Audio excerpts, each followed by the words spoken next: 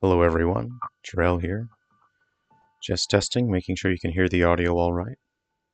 Everything good? Oh, I see, Roll the Salmon, I see you some messages on Discord, but I can't get to Discord now at the moment. But hey, send your messages over onto the chat in YouTube, and then we can hang out on YouTube. So, I just need to grab my coffee. Hold on. Hi everyone, how's it going? I'm testing a new format today. I thought this would be pretty fun. So I don't know if I'll be on. Am I on camera much? Okay, I might have to. This is fine. This is normal. Yeah, I'm just gonna grab my coffee now. I'll be back in a second, and then we can get started on some concept sketches here.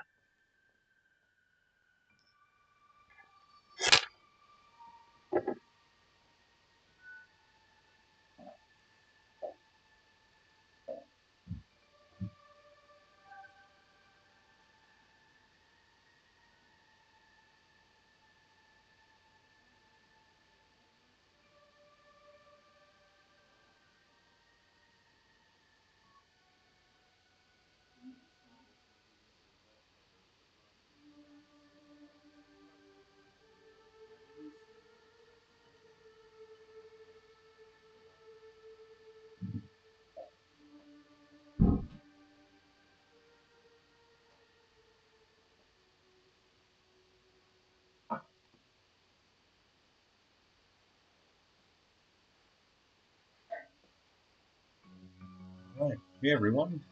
Maybe I'll Okay, let me go ahead and adjust the view that we have. I just thought this would be a cool, interesting way to hang out.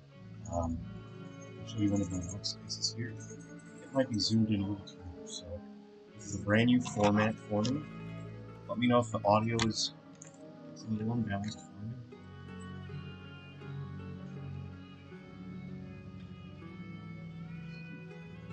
Normally how I set this up. So we're using one of these beautiful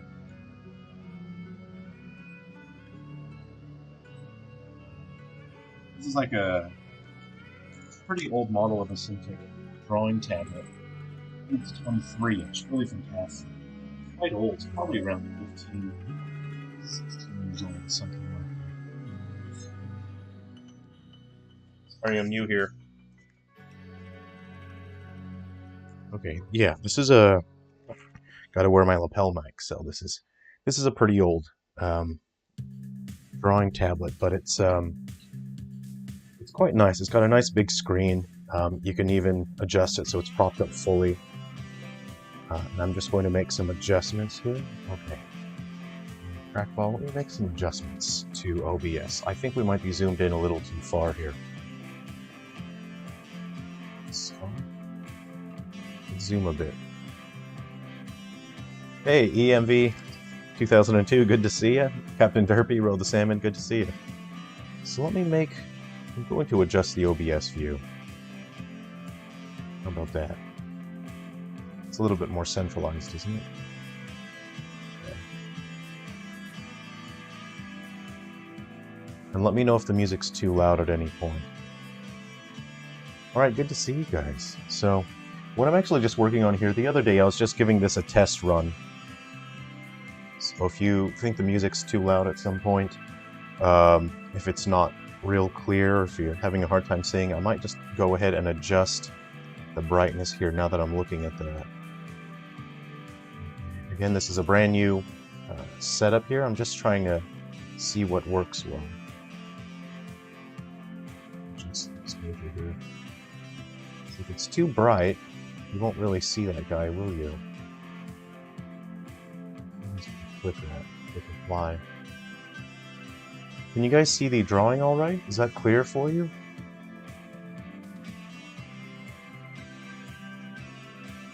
Hope that's nice and clear.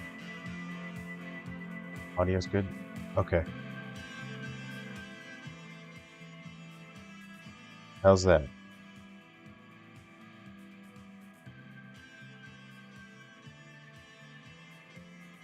Okay, yeah. You know, I'm pretty excited. I've been considering and thinking about this workstation for a while. But now that I have the lighting set up, it looks like my webcam... Looks like the... the dynamic contrast of the camera isn't really able to do exactly what I want it to do. So let's go ahead and click that. I mean, it's lighting is a little funny, but let me know if it at any point you can't really see what's going on in terms of the drawing, and I'll see if I can make adjustments. So usually in the past when we do sculpting, Captain Derby, I'm very excited to be sharing that. I'm actually working on my own music as we chat. Hey, that's awesome. That's really great. What sort of music is it? Is it something for a video game, or is it music that you're just writing? Or that sounds pretty cool. Now, something that I'm not. My favorite Wacom tablet to use is the Intuos, and that's because it has the wheel on there. This one does not have a wheel. It has these slider things. That's fine. I really like the wheel, though. It's really responsive anyway. What I was doing the other day, just setting up this workstation, I was giving it just a little bit of a test, and just started this guy, and I thought he was really fun. I thought he was just so neat. So I'm just going to go ahead and finish him in terms of the design. I didn't really particularly have anything in mind, but I thought he looked charismatic, and he was pretty neat. So, Captain Derpy, you're working on your own project. The song is meant to be a cheerful take on EDM. Nice, Marshmallow Dreams. That sounds good. It sounds delicious, actually.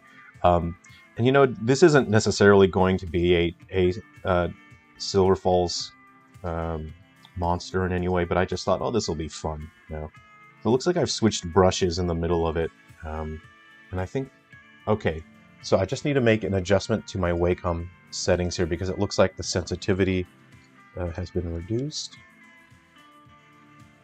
So I'll show you here. This is what I really like about Wacom, is you can adjust the firmness of the pencil through the settings here. So right now, the pencil's too hard, right? I have to push too hard, so you have to push quite hard in order to get the maximum there. That's important if you're doing really sensitive work and you don't want to overdo, you don't want to over-apply, especially if you're painting or coloring. So I'm going to put that in the middle ground for now, so I can reduce the pressure that I put on there. And everyone has their own personal preferences when it comes to drawing, especially digitally, when things are not exactly one-to-one with the real world. So let's see, I've reduced that. Okay, that's actually way too sensitive now. I believe I put a button here, step backward. There we go. You can program the buttons on that guy. I'm going to go ahead and open up the settings again. It looks like I've overcorrected. So let's go ahead and firm that up again. I'll put it about there, and we'll see. So anyway, I hope this. You hear audio? Okay, great. Captain Derpy, unfortunately, we are under a thunderstorm, so my power may go out. Oh, cool! But you still wanted to say hi. Well, thanks. Hey, thanks for stopping by to say hi. And jump on the Discord. I hope your power doesn't go out. Keep working on your track that you're working on, your Marshmallow Dreams. All right. You know what I'm thinking though? I should probably go back to this. I don't know what brush I was using on this guy. Let me see if I can. Soft ground. What was I? I have no idea what brush I was using on this guy here. Let me see here. Is that zoom? Okay, that's. You know, I really like having the wheel on the Intuos. I use the wheel to adjust my brush size on the fly. Let's see if this brush is close enough. How about I just turn the hardness up, and we're just going to call it a day here. No, that's not good enough still. I let someone into my studio the other day. They wanted to have a look, and then I let them try this tablet. They were messing around with the brushes, so I'm just going to pick like a standard brush, I think. Yeah. The basic brushes. Yeah, sure. I don't know what they did to my brushes here. Just pick a standard. We'll pick a standard 12. We'll turn the flow to 100%. We'll turn that on. Okay, let's get started on this. I was kind of thinking it'd be like sort of fun if we gave them like little bits there. So, okay, that looks like the sensitivity settings are kind of funny again. Let's go ahead and open those up. I'm gonna firm that up again.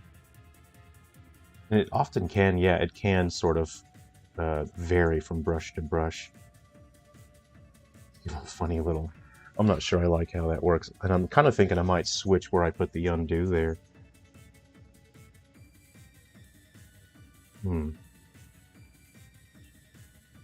Whoa! Wow, that really varies. Okay, I might have to... Whoa! I'm gonna have to be really careful with the sensitivity on this.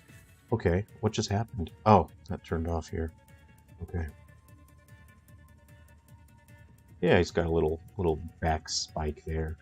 Actually, what I should have done was finalize that line back there. Anyway, let's sort of... hey, Jimculus, how's it going? So, again, I just wanted to try this new workstation. I thought it'd be fun. To share my workspace like this. And this isn't any particular monster. I was just sort of making it up on the fly.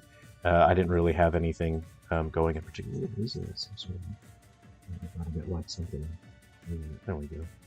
Anyway, I just thought he was kind of funny and cute. So I'm kind of thinking like it'd be funny if like his rib cage was sort of like not, you know, really closed. You know, so if it's sort of like open a little bit. And that way, like, stuff can sort of, like, be falling out as well, so you can kind of have, like, little...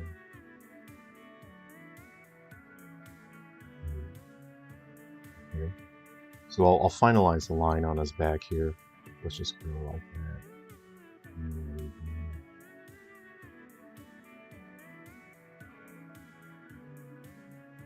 I'm not really sure. I didn't have anything planned for this guy. I just... What happened there? Oh. Wow, that really stacks, doesn't it? Okay, so, visual look good on YouTube, and thanks for that. Okay, great. So, I'm just going to do this just as a quick warm-up, and then I want to start sketching. So there's an enemy that I'm creating for Guardians and Metal Exterminators. So we have the new playable characters. I could share those later, and we have new enemies as well. So cryptids will be coming in from other Silver Falls games. And I'm also creating a new a Metal Exterminator. So we have sort of the main guy, we got the spiky guy, and there's one that's going to be called the Metal Exterminator Hardcore. So he's got a little bit of a nickname, and you'll see what that means. Yeah, the camera's probably being picky because the Wacom widescreen is relatively bright. Yeah, exactly. Well, I would have to turn the brightness down on this. On the Wacom, and I haven't exactly seen the settings on that. I have looked for it, so I'm sure maybe there's a way, or possibly there isn't a way. So there's that. Possibly there's a way, but I don't know it. Hopefully it doesn't mean we get terrible... Oh, rumor has it that the next Nintendo console is quite a beast. The Swoosh? Wow. Yeah, I'm really hoping for that... wireless gameplay to the TV. I would really like that. So look, I'm just gonna give this guy like a sort of like a... I don't know. I didn't really plan on what his bottom half was gonna look like. So I'm just gonna like... It's just gonna be like a mess. Let's put like a nub at the end. Oh, that looks like something. Let's go ahead and not do that, huh? Alright. Let's make it like a clubbed thing like that. There we go. How about...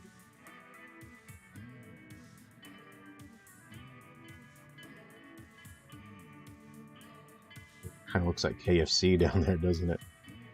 Okay, so we're going to have some rigid stuff like that, right? Let's go ahead and finish off this cavern. Whoa. Really stacks. I have to be really careful with the sensitivity. Sometimes it ignored the sensitivity. I don't know why that happened. Let's see. Yeah. Okay, and I'm just going to continue that visual line in there. We want stuff coming out, though, like that. Really do. So this is really a sort of the rough draft. Normally what I would do with the rough draft, I would actually do it in red line as my first rough, and then I would start doing the next draft of line in black, and then I would do cleanup, and then usually I would start doing the final line work after that. Let me check my eraser settings here. It's at 1 pixel. I would really like to adjust the settings here to actually no, I think I did, right? I think I did. So if I slide that up, you see on the left side here as I slide that up and down, that actually adjusts my brush size. So I did already do that. I sometimes forget what settings I have on this guy. Jesse Glenn, I hear this is the Switch giving us backwards compatible with Wii finally. I wouldn't say no to that. I'd really like the Switch. I'm kind of hoping for the Swooch though. I'm really looking forward to that because if we have the Swooch, I mean it should be compatible with everything, you know. Oops. Oh man. Okay, hold on. Let's just make that white there. Can you guys hear the music all right? Is it too quiet? Raiko, hey, good to see you. Yeah, you know, sometimes I boot up my my Wii U and my 3DS just to look at the Virtual Console and think, man, like they really did a good job with the Virtual Console setup. I really just like paying for the game that I want, and then I can play that game and I don't have to worry about, you know, is this game ever going to be delisted or whatnot? Because it's on my console, so I can play it whenever I want, you know. So let's see here. Okay. Yeah, I kind of want this one to be sort of like a...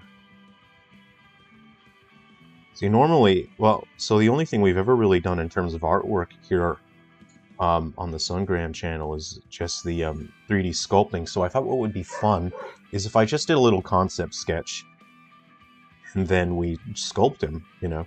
So this is just a little warm-up. I haven't used this in a while. I mainly really like using the Intuos 4 because of it's responsive. I love the levels of sensitivity on there. I really like the interface on that. I'm not really even thinking about my shapes right now, so I'm just kind of, you know, I've never really, yeah, I've never sort of done any kind of live stream. I've never just sort of had a chat with someone while I was drawing, so this is pretty new for me. It's a pretty interesting experience, but I'm starting to get, you know, how I guess how Bob Ross feels when he's sort of talking to someone, and I'm understanding the challenge of trying to maintain that sort of level of concentration while you're actually creating something, because sculpting is much more hands-off than drawing. You know, you influence a sculpt, you know, whereas when you're drawing, you are actively creating every last pixel. So there's a level of concentration in this that you don't generally engage with when you are 3D sculpting. So 3D sculpting, while you're doing a live broadcast and you're talking with people, I can see now it's much easier to do a 3D sculpt as opposed to drawing. So this is fun. This is an interesting setup, and I don't know. I'm really looking forward to seeing how we go with this format. I just think this is really fun, you know. But I know it's going to be kind of weird because we can't. It's hard for us to make eye contact. I have to kind of twist my neck, which is probably good because I'm stretching my back every once in a while. So that's probably good. Okay. EMV. I'm wondering how that would look with 3 legs, as in one in the middle back. Yeah, you know, you could. I was kind of thinking there'd be like appendages back there, but the perspective that I drawn it at, you know, it would more realistically be back there where you couldn't really see it that much. So in that case, you'd sort of want to, even though you can't actively show it, you can sort of imply presence of it. So what I will do is something like that, right? And then maybe a little something. Okay, hold on. I'm gonna start with a stronger pressure.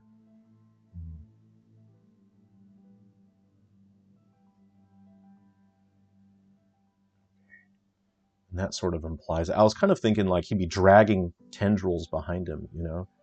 So he, I don't know. I don't know. He got a thinner. I don't know. I don't know.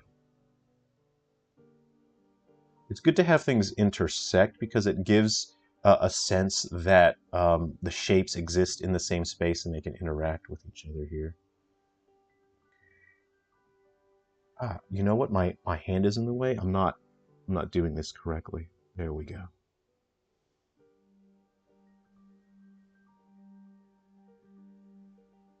Oh, you know what? Or do like a loop. Oh yeah, he did a little twisty around his own intestines. There we go.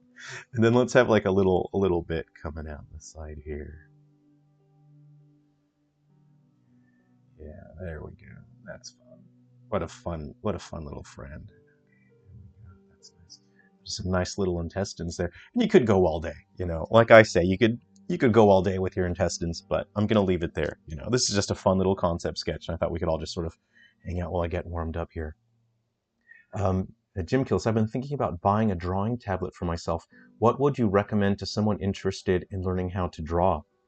So Jim Killis, if you're interested in using a drawing tablet, there's so many options out there, and honestly, I don't think I'm probably the best person to ask advice for that because I haven't tried other brands. I've only used Wacom tablets, and I know that there are competitors um, that offer great solutions, and I don't actually know anything about that.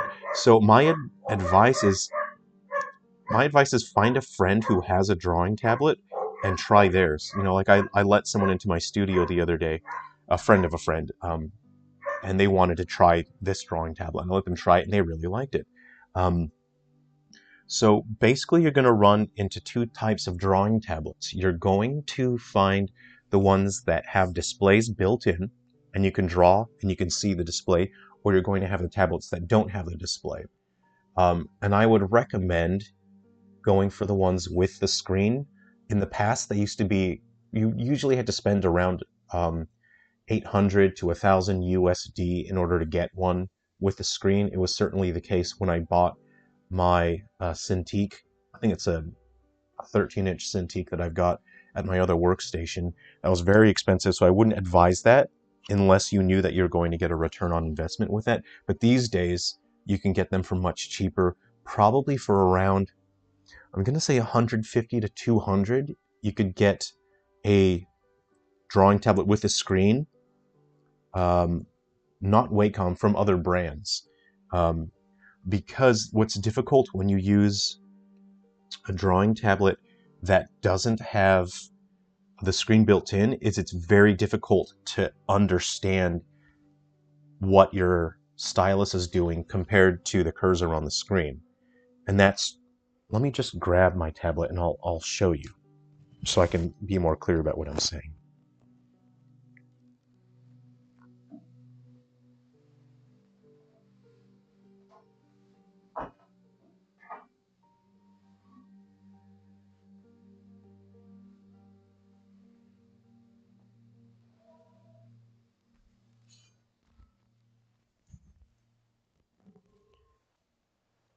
All right, so this is the tablet that I use the most. This is the Intuos 4. It's pretty old, and the reason why I use it the most is the shortcut interface. This is going to be very important. This is how you control using your tablet. But it's difficult to use because you can't see exactly what you're doing on there. So when you do that, something's happening on your screen, but it's not a one-to-one movement in terms of visuals. It's very difficult to understand what's happening. But what I love about this one is that you can, with every Wacom tablet, you get to create custom buttons. It can be a keystrokes, it can be, you know, your undo, your redo. You get to determine what those are. And on the Intuos 4, there's a little LED screen in there, and you can have it say, you can put in what it says there, so you always know what it says. You can even have it say poop.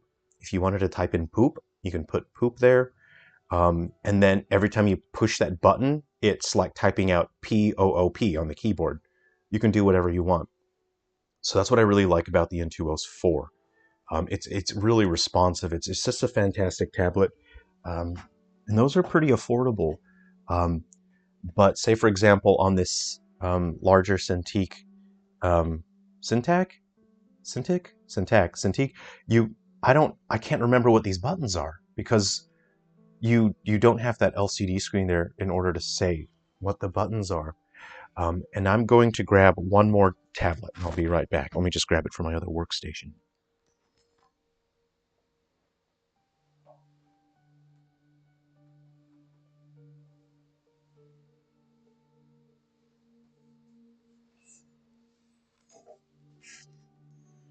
Okay. Now, Ro the salmon, is this similar to the Cintiq that you have? So I think this is really fantastic. This has more levels of pressure sensitivity, and it's really fantastic. But what lets me down about this particular Cintiq, I'm trying to catch the light here, is that again, there's no LCD screen, so it can be difficult to remember what functions your buttons serve, and also there are less buttons. You have four, one, two, three, four. You have the rocker wheel for up, down, left, right. It doesn't have scrolling functionality. It doesn't have the rotation, and it has a middle button. And if you're using a multi-monitor setup, one of those buttons must be your display toggle. So you actually permanently lose one of your buttons. So realistically, if you're using something like this, you only have three buttons to use, which is frustrating. And then you couple that with the rocker wheel, which only has four directions, so seven buttons. So the interface on the Cintiq is my least favorite to use. I think it's like it's a D tier. This is a D tier control interface, but this is the best. It's the best tablet that I have because it has a better screen. This has a better color accuracy, greater depth, and it's so responsive and fantastic. And when I'm coloring and painting, I use this Cintiq. When I'm doing larger concept sketches, I like using this one. You have that nice real estate to work with, and there are buttons. You have your sliders. This one doesn't have any scroll wheels or sliders, and it realistically only has seven buttons, so I don't like using it that much, unfortunately. I'll be back in just a moment.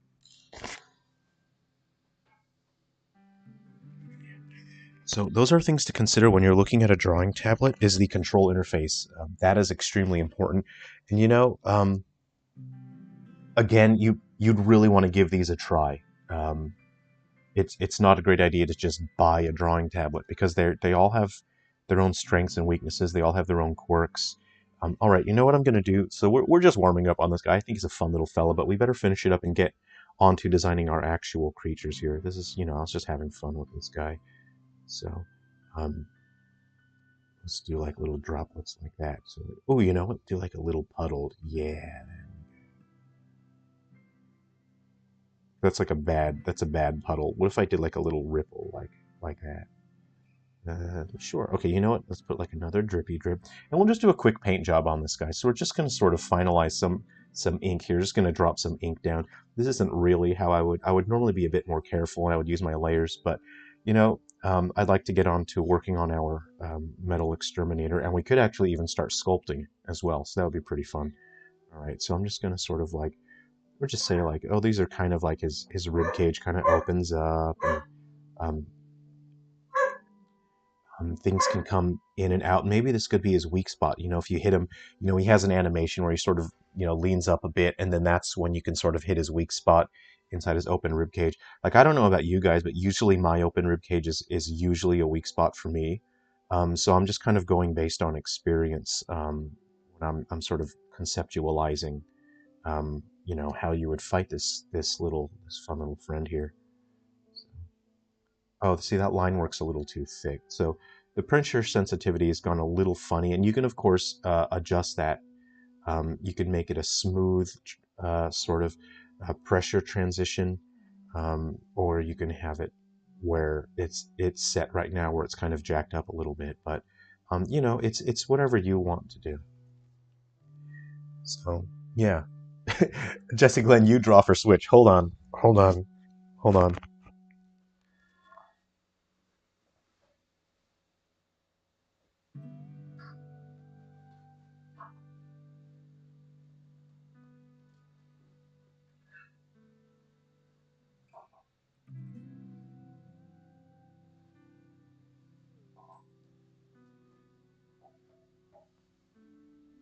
Okay, I don't really want to be unpleasant on stream, but this is so covered in dust. It's the U-Draw. I think this is the PlayStation 4 version. I'm seeing it needs batteries. I think you need like a dongle for this guy. I don't know if this PS4 or PS3. I don't know. I've never used it. I just collected it. There you go. You got a U-Draw. I have the Wii U-Draw as well, so that must be for PS4 then, or PS3. Yeah, row the salmon. Okay, so does your uh, Ro, what kind of drawing tablet are you using? Do you have sliders or like a wheel for your drawing tablet? Let me catch up on the chat here. Scroll up here. Um, Happy little accidents. Yeah, and Jimculus, you can get, software. I like using for drawing. I like using, um, Clip Studio is my favorite program for drawing. I don't have it on this computer. And I think that only costs like $30 for the license. I really like that. Otherwise, there's Photoshop, or you can get Paint.net. Is that what it's still called? I don't know. Have you been happy the way ESRB rated your games in North America? Yeah, I'm fine actually.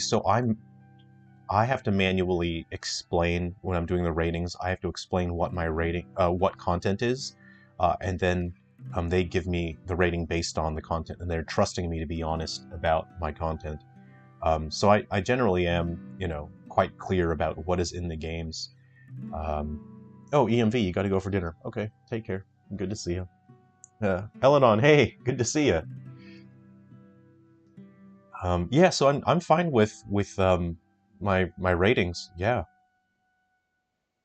And there's certain content in the Silver Falls games where I think if someone's under 12, maybe I don't want them playing this game. But something like Ghoul Busters, is a bit more appropriate for someone under 12, I think. Um, there's a respectable amount of non-Wacom out there now, like Huion and XP Pen. I've never heard of XP Pen, but I have heard of Huion, and they do totally workable and functional display tablets now that have all the functionality you'd expect. That's great. Canvas is also worth looking at.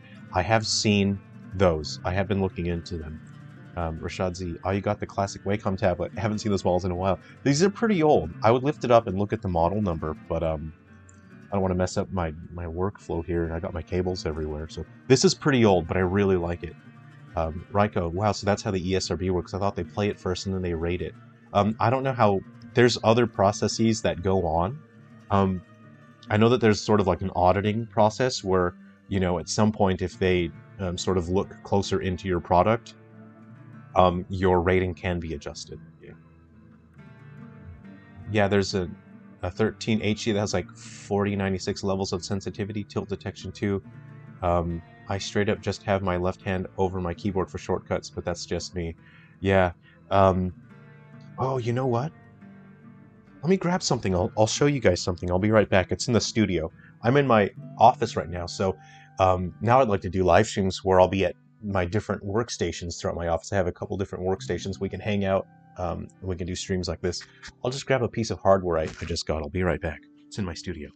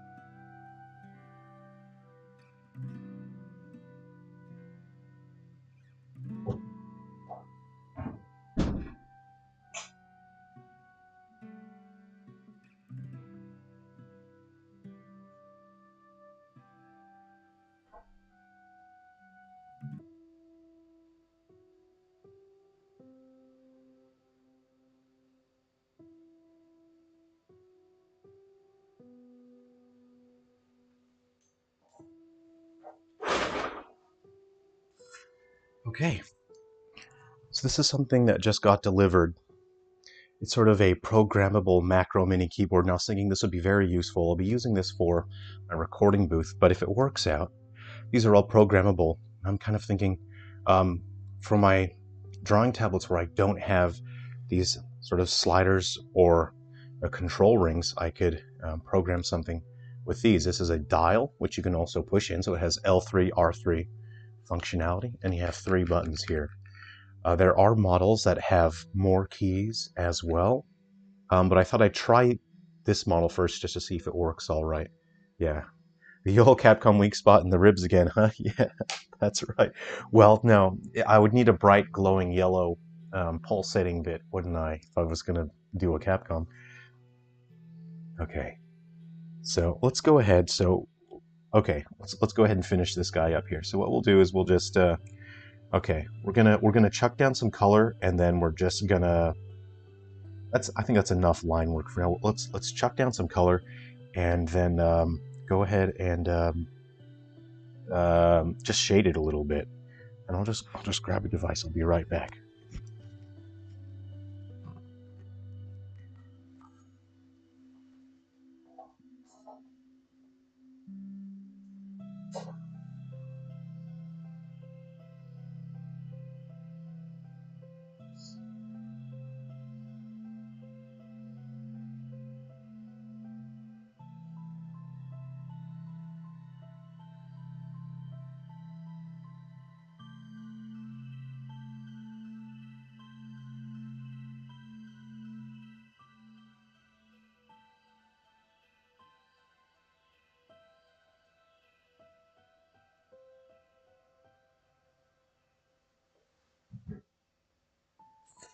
Okay, and I'll sip my coffee. So what we'll do, so we'll see here. I'll just put a layer down on here. Put that on just. Actually, no. We'll put that. We'll put a color layer. Just name that color here. Okay. Okay. And you know what we want it? We're going to keep it consistent with sort of the Silver Falls cryptids. Generally are quite fleshy. So let's go ahead and I'm just going to pick something that's vaguely kind of Silver Falls tinted. We're going to slap down some color real fast.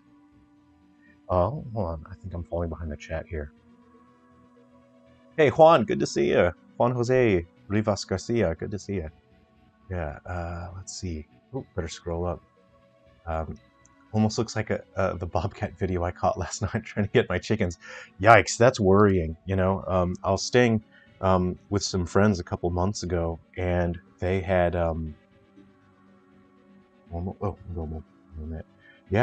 they sort of had security cameras, and they were picking up mountain lion about 2:33 a.m. going through near the back door, which is a little worrying. So actually what I'm going to do now is I'm going to open my Wacom properties, and because now I'm coloring, I'm going to reduce the or increase the sensitivity. So as you see that, I barely touch it, and I can reach the maximum output for that pen. Usually this is why I like to have 2 different stylus. Stylus. I like to have 2 stylus because when you have multiple stylus, they show up in there, and you can adjust the settings for each stylus, and each stylus can have its own settings. But I only have 1 stylus for this. This stylus is not compatible with the other tablets, and vice versa. I'm just going to go ahead and I'm just going to go real fast here, and I'm going to drop down some color. Oh, remember I can use my slider here to adjust. Okay. I may have taken things a little too far. All right, so I'm just going to go ahead and do that. I'm just going to drop in some color. And there is a setting here which I sometimes forget to turn on. What's very important, especially for Photoshop, is your spacing. Usually it can be quite jittery when you're actually coloring or even doing your line art. So I like to turn the spacing right on down to 1%, and you'll see you get a nice smoother application of that. Let's go ahead and close that. Okay, let me just quickly lay down some color, and then I'll catch up with the chat. Okay, and this is going to be pretty simple. So you can see the sort of line that I put down earlier isn't totally black. So it is bleeding a little bit here. There, you could sort of like select all inside and expand and fill, but you're sort of taking away the joy of actually, working with the pen yourself. So.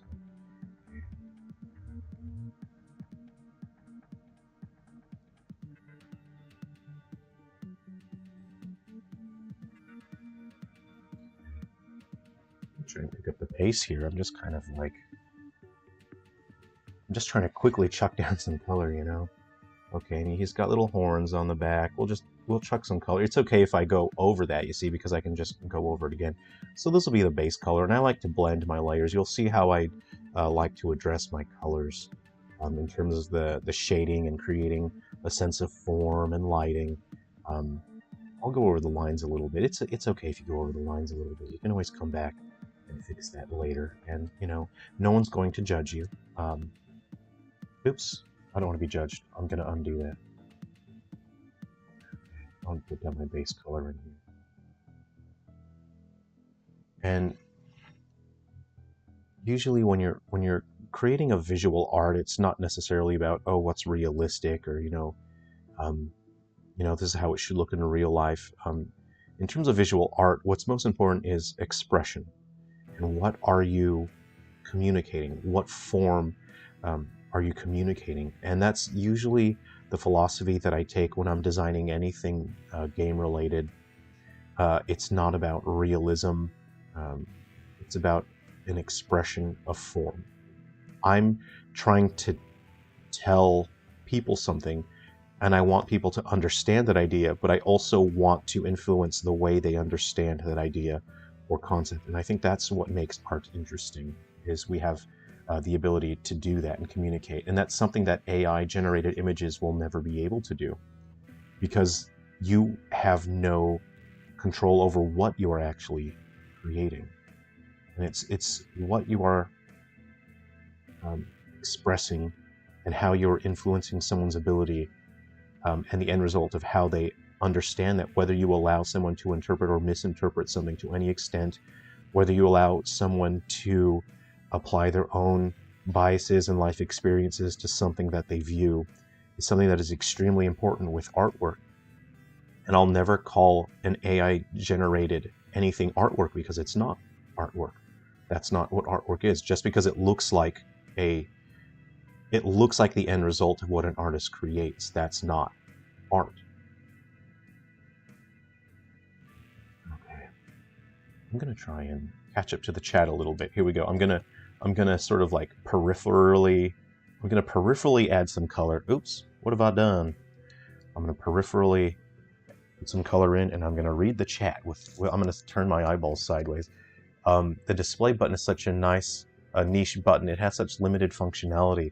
Yeah, roll the salmon. But see, the thing is, on my workstations, I don't want to sound like I'm addicted to monitors here, but on the station where I use that other tablet, there are 5 monitors, and sometimes the tablet will just flick over to another monitor, so I permanently have to have a display toggle button on that other tablet that I showed you. So unfortunately, that means I only have 7 buttons for that. And it's important. You can see like the slider functionality lets me adjust the brush size. It lets me zoom in and out. And when you have the wheel, it's great for rotation as well. Okay. A nice puppy you draw. Yeah, sure. This is kind of like a puppy. He's, could be your little friend if you wanted him to be. The UDraw tablet really looks like a Scribble Knots. Hold on, I gotta scroll up.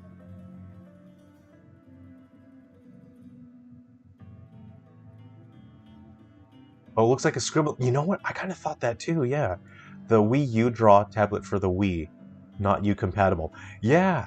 Oh man, people must have been very confused. And then they made a Wii U version of that, didn't they? Which is kind of disorienting. Right? Because no, they didn't. They just did, because you can just draw on the Wii U. So, I mean, you guys know how passionate I am about the Wii U. I went well out of my way to make some last games for it. I would have loved to seen the Wii U more. I would have loved to seen developers um, take more creative chances with it to try to do more with it. I would have loved to seen Nintendo explain the console better. I think that was the real weakness, is just people didn't understand the Wii U, what it could do, what it was supposed to do. And I think that's where the problem was, is even years into the lifespan, you know, developers were saying, what am I supposed to do with that, you know? And I think what Nintendo really would have benefited from is supporting smaller studios who can take risks, because it is the smaller studios that can afford to take those risks. So I'm hoping the Swoosh will go back towards the dual display format, and we can try again. And then I can do some more fun games. I can do Go Go Glorious Mecha that we talked about. All right, I'm just kind of breezing through this here. This is why I really like the rotate functionality that's built into, you know, if you have the control wheel on the Intuos 4. Ro, you're on a Cintiq 13 HD that had the same buttons as yours, no LEDs, but the Wacom software lets you set up the shortcut buttons.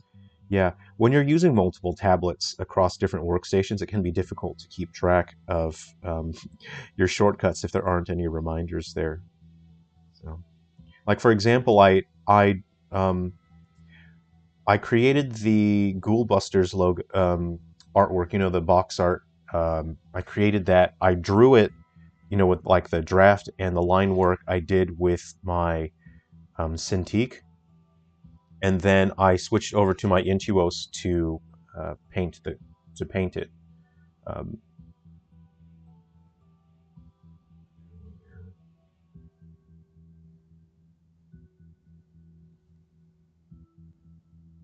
but yeah, Jimculus, I think yeah.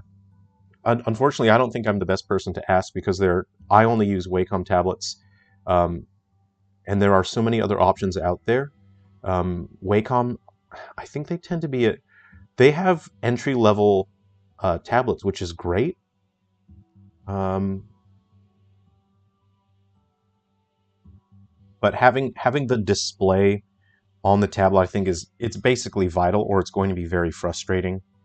Um, and Wacom does not have an entry level affordable option when it comes to displays built into the drawing tablet. So I would recommend checking out the other brands. But again, I don't have any experience with that. I don't know what their software is like. Okay, so here's what we're gonna do, right? So I'm gonna be okay. We're going to put some base colors onto the spikes just so he has a little detail on them. Let's make it a little yellow, right? So it's kind of like, oh, gross. You know, it's got for some reason it's got some sort of like gangrenous, or what's yellow? Jaundiced spikes. Yeah, that dude needs a bow tie at his neck. Oh, hey, Lunanites, how's it going? Jim Kills, do you think generative AI for video games has the potential to increase productivity for developers, or do you think it could lead to developers putting even less effort into making their games good? There's absolutely a place for AI in every industry, I think. So, for example, we're throwing around the word AI as if there's an actual intelligence in the computer. There isn't. It's a marketing gimmick. It's not actually AI. What it is procedural generation driven by user prompts. But that sounds so boring. So no one wants to say that. Um, and we're already using what is basically AI. We've been using it for years with procedurally generated content. We just don't call it AI. We're calling it AI now because it sounds very cool to investors, and you can ask for money. And you can demand money from investors because you can say, hey, we got to get in on this AI thing, man. It's the next thing. So it's, for starters, it's not AI. It's not actual artificial intelligence. So we'll put that, we'll just say that. I didn't even give this, oh, never mind. Yeah, never, no, nothing.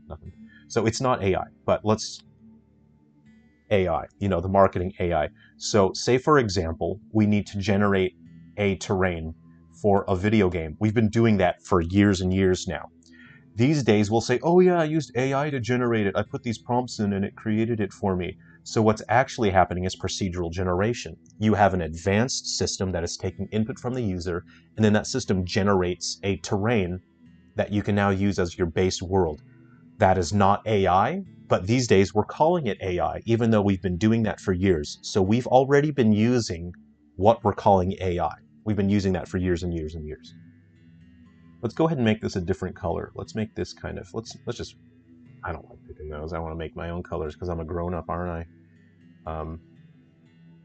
Just kind of make it, we need the color to stand out a little bit.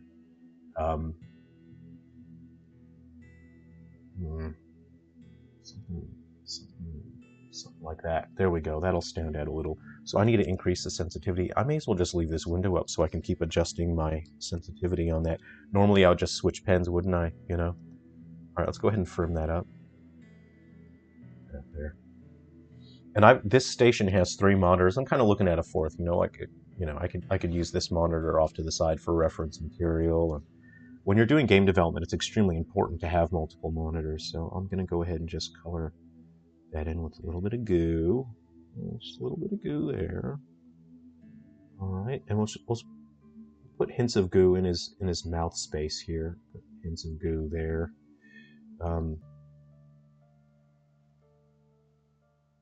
Just like that. Just goo. There we go. So we've got our base color down, and what we're going to do is, so I'm going to cheat. And just because I want to quickly finish this and then get to designing our new metal exterminator guy, I'll just do a rough sketch and then we'll start sculpting it. How about that?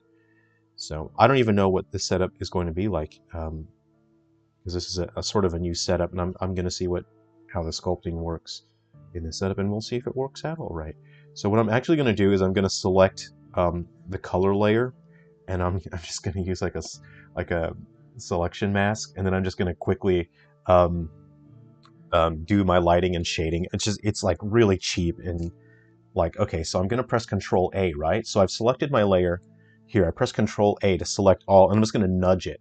So I'm gonna select the move tool. I'm gonna nudge it. I'm gonna press left and then right, and you can see I now have a layer that has gone through the whole thing. Can I zoom in? And yeah, there's now a layer. So now I'm gonna create a new layer. I'm gonna call it shadow. So I'll now create what will be the shadow, you know, the shading, the dark part of the drawing. And now I'll be able to, I'm going to make, let's see, I'll do sort of like a pale blue. I kind of want him purple, but he's red, isn't he? Yeah, I'll do like a pale blue.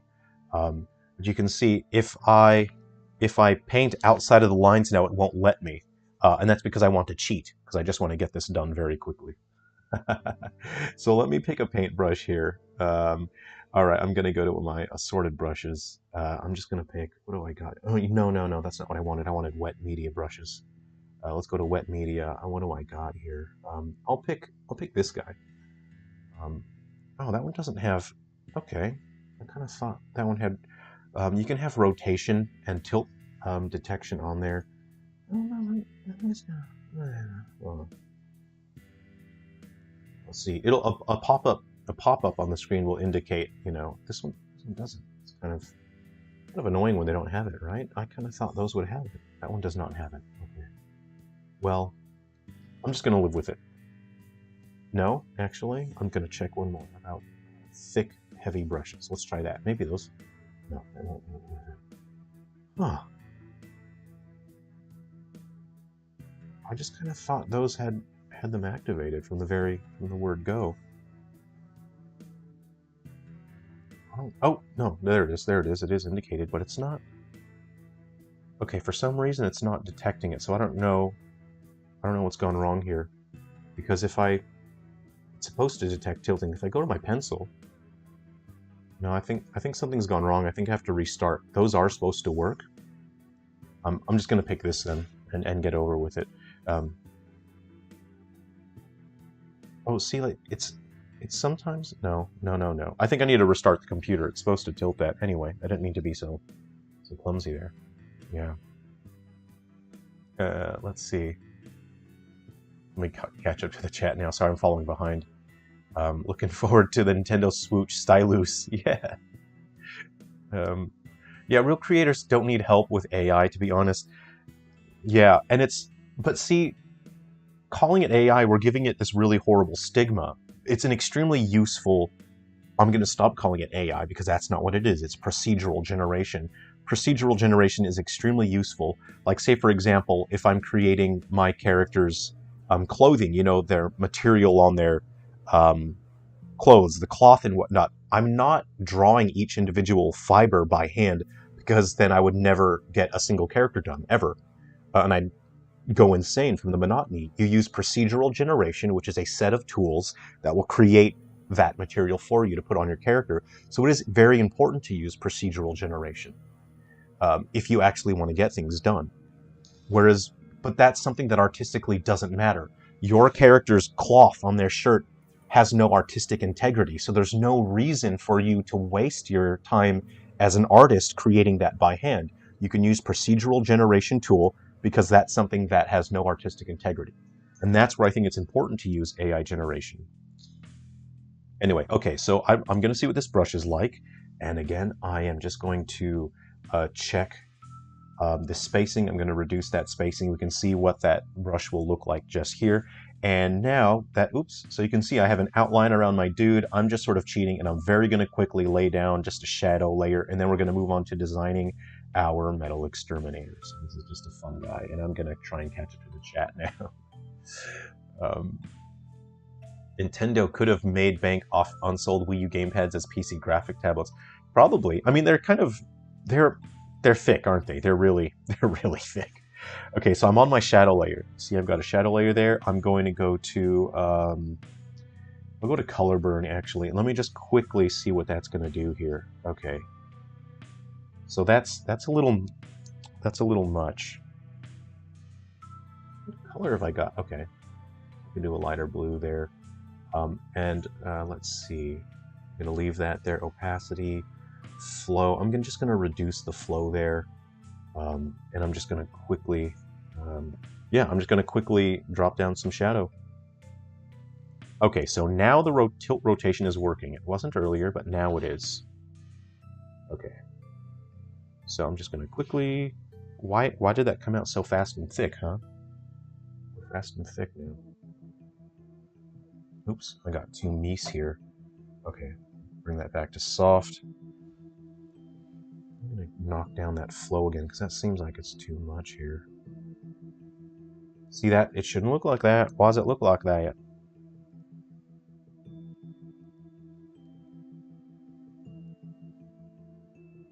It shouldn't look like that. I know for a fact it shouldn't look like that. I'm going to try and knock down the opacity. Look, we'll keep it there. I don't know why it's being weird about it. Oh, you know what? Hold on. Let me just... I don't really like that. That ain't how I want that. I'm gonna adjust my numbers here. I'm gonna do a fiddle faddle with my numbers. I'm gonna knock down the opacity layer there. I'm just using my mouse here for a little bit of precision. Okay, let's try it now. Yeah, okay, that's fine. No, see, but I'm not getting the color, right? Something ain't right here. I'm gonna knock that back up. I'm gonna go to like a real light. I want a strong blue here. Look, I'm wasting all day on this, right? And this brush isn't even doing what I want it to do. Alright, I'm just gonna pick a... I'll just pick this.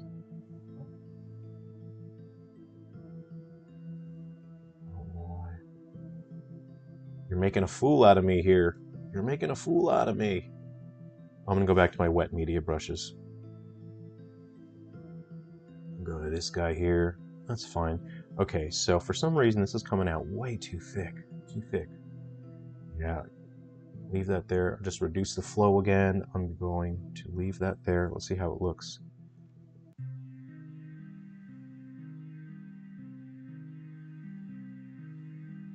We'll swap over to this.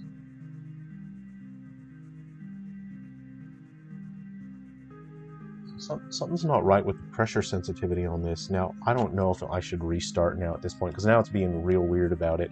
And now I'm not making a good case for Wacom, am I? No, the computer that I'm using is actually pretty old, you know, so it's not the software, it's not the tablet. The computer's pretty old, but the problem is that it has everything that I need is installed on here. This has my Wii U development, so I can't actually afford to change out. All right, so I'm just going to drop down some color now. I'm going to increase my sensitivity. I'll just make that a little heavier. Okay. Ellen on the ridge, you gotta Deandridge, you gotta get out of here. Okay, take care. We'll see you. All right, now I'm gonna just drop down some color. I'm just wasting so much time on this now, aren't I? I just want to express a bit of the form here. So, and what I'm going to do actually is also, it's good to have, you know, like, you know, in games we would call it rim lighting. So I'm going to clear out some of the shading down there as well. But right now I just need to communicate a sense of form. I need to show you where there is shape, right?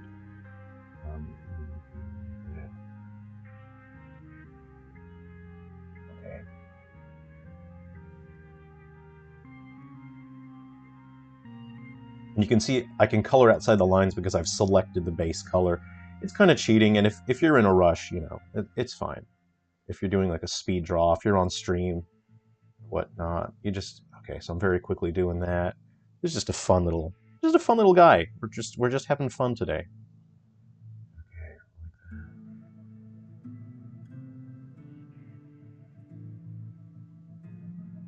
And see, you want to show a separation of form. So you see how this is bad here, right? Because I need to show that there was shading on the arm, but now it's blending in with the body here. So actually what I would do then at that point, okay, this is too sharp of an eraser. I'll blend that anyway. I can blend that. But I would sort of go like that, to sort of express. And then I would darken that on the body here. I would darken that a bit more. And that looks bad. But I'd blend that and smoothen it out a bit. So. Anyway, we're just quickly dropping some shading down. Then we're gonna put some highlights in there. Okay, so let's get that torso colored in. That's got to be dark in there, isn't it? Yeah. Get some form. I just want to tell you what the form is.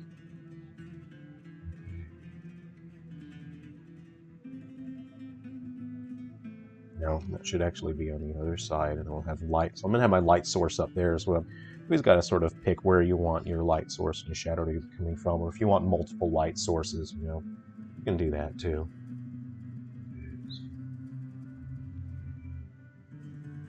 And I like to use my blending brushes. I like to get a base, you know, I got a base shadow and then a base highlights, and then I use a blending brush to get the effect that I want. I can add other colors on there, other color influences, and I can blend it however I want.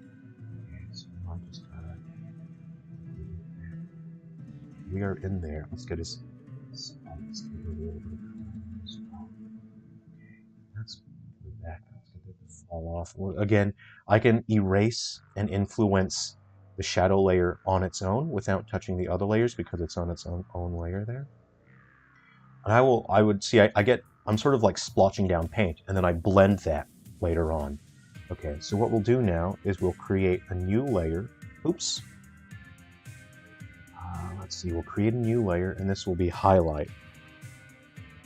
Okay, now on this one, I will put hard light. Let's go ahead and pick something light yellow, right? There we go. Okay, now I'll get caught up on the chat because I'm falling behind now. There's something cozy about watching other people get into their art processes, though I'm very biased because, you know, I draw every day. Yeah, I enjoy that. I really enjoy watching other artists work, and I think it's really, really interesting, especially if you do art yourself, you know. So, Jim Killis, you saw a former Disney animator saying that he would love to be able to use AI to assist with his drawing rather than complete replacement for an artist. Assistive stuff is fine, you know. Absolutely nailed it on the AI description. JP, how's it going? Yeah, I've heard a lot of debate over the new AI models are actually AI or not. I feel it's difficult because the term is vague and could be interpreted in many different ways. Yeah, it's weird. It's weird. You explaining it that way, I didn't think about it like that. It makes sense since we've been doing procedural stuff for a while. The new generators are just that, but require server-level hardware. Exactly. Exactly. It's not artificial intelligence. The Wii U having Art Academy compatibility across multiple games like Splatoon was genuinely really cool use of both that software and the greater Miiverse at the time. I miss the Miiverse. I miss Spot Pass. I miss Miiverse. I miss all of that stuff. So what I'll do now is I'm only going to be I'm painting this peripherally, and I'm painting it peripherally, and then I'm gonna catch it for the chat. So I've got one eye on the chat and one eye painting. And this looks bad, but I'll show you what's gonna happen in a moment. I'm just getting some paint on my canvas, so to speak. Okay. Man, I wish I kept drawing in life. I stopped after I joined the army. Ludonites, you know, I'd say Ludonites, grab yourself a sketchbook and then just draw, you know. I'm sure you'll have a couple moments during your day where it's just quiet or night, and you think, you know, I've got a moment, I can just draw. And you know what, you'd be surprised the kind of stuff that you can do in such a short amount of time, you know. Go for it, you know, go for it, man. I'm totally behind you on that. You can do it. Get back into drawing. It's for you, you know, it's something for you. And you know what, if your kids saw you drawing, they might think it's really cool, and then they might want to draw as well, you know, if they don't already draw. I mean, from what you told me, they're younger, so maybe, you know, they haven't had a chance to experiment with their own sketchbooks and whatnot yet. The official term for ChatGPT is Large Language Model, or LLM. I'm gonna have to put some brain time into that to try to understand that. I don't know if I understand what that means. Large language model. Yeah. Oh, I'm gonna give that some thought. I don't really understand that. Jinculus. Let me scroll down on it. I'm catching up to the chat. It's difficult because the companies making these models don't fully understand how they work. It's annoying that a lot of it is marketing, and you know, that's our culture. That's, as a species, we sort of get behind things that people are talking about because it's a survival tactic, and we should be moving in a similar direction for things that work for us. You know, that's how we've survived for so long. A little bit there. Okay, this is very rough, isn't it? So what I'm going to do now is I'm going to adjust that because it's too much. And you can see I can adjust it to right to where I want to be with my opacity level. And then I'm going to use my blending brush. I've got paint on my canvas now. So I like using my smudge tool. Let's see, here it is, smudge tool. So you see off to the side there, you got the smudge tool. I really like that. You can use any brush that you like. I think I'm going to use this brush here. I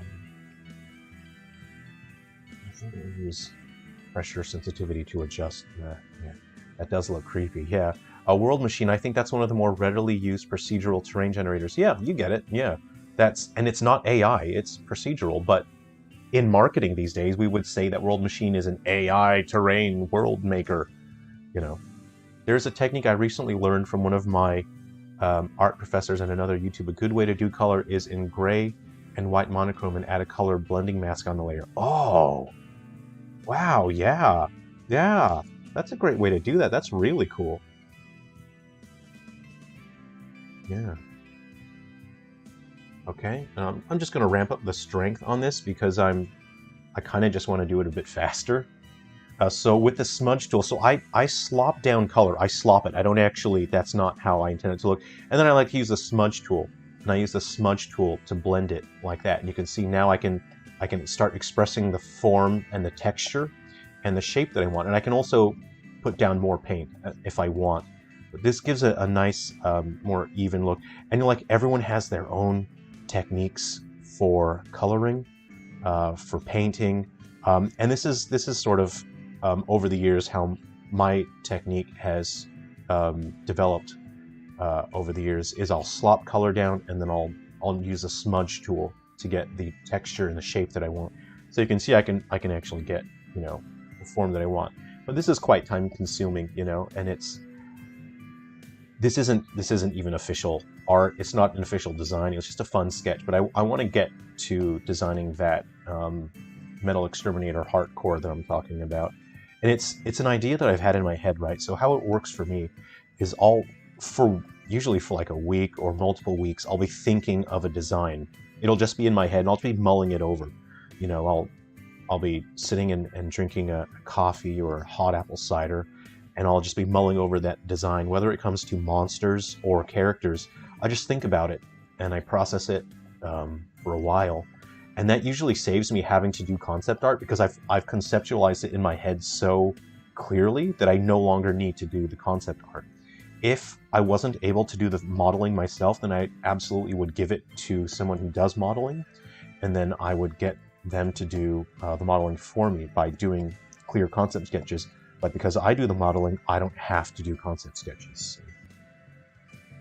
And it, you know, years ago, I would have done like concept sketch after sketch, you know, and I'm thinking, oh, do I want to change something here? But, you know, as we've hung out on stream, you can see I just, on the canvas, you know, I design on concept on canvas is what I like to call it. And the acronym for that is COC. Concept on canvas, or you can say COC if you want, but I'm not saying a bad word. That's the acronym. I'm saying the acronym. I'm not being inappropriate. And so my approach is, usually my approach to everything is COC. COC is my approach that I take. It's usually, it saves time, and it's just really satisfying to work using the COC method, is concept on canvas. This is official. This is an official industry term. I did not just make that up. Everyone in the industry uses that term, concept on canvas. I'm not the only one. You ask any working artist, any professional artist, and ask them if they use, you know, the COC method. And I guarantee you, if they don't know what you're talking about, then they're not a professional. Because a true professional would know what concept on canvas is. Anyway, you can sort of see where I'm going with this. I'm just going to blend the shadows a little bit, because it's kind of boring a little bit. So I'm just gonna, again, I'm using my my smudge tool here. I'm falling so far behind the chat. Oh man, looks like a Silver Falls comic. Wouldn't it be cool if I did a Silver Falls comic? Because I can do 2D art, and I can do digital painting and whatnot, you know.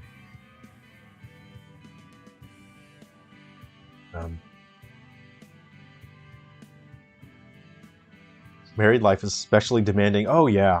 Yeah, so, you know, I understand if you just you can't even find the time at all, you know, to get any, you know, time for yourself, even just to draw, you know, so, hey, I get it, and it's great if you could have, you know, games that you can even play with your partner, with your kids. I think that's really fantastic, you know. Unfortunately, my games are a little bit scary for kids, but Ghoul Busters kids can play, you know, even if they don't understand the sort of the horrifying implications of the narrative of Ghoul Busters.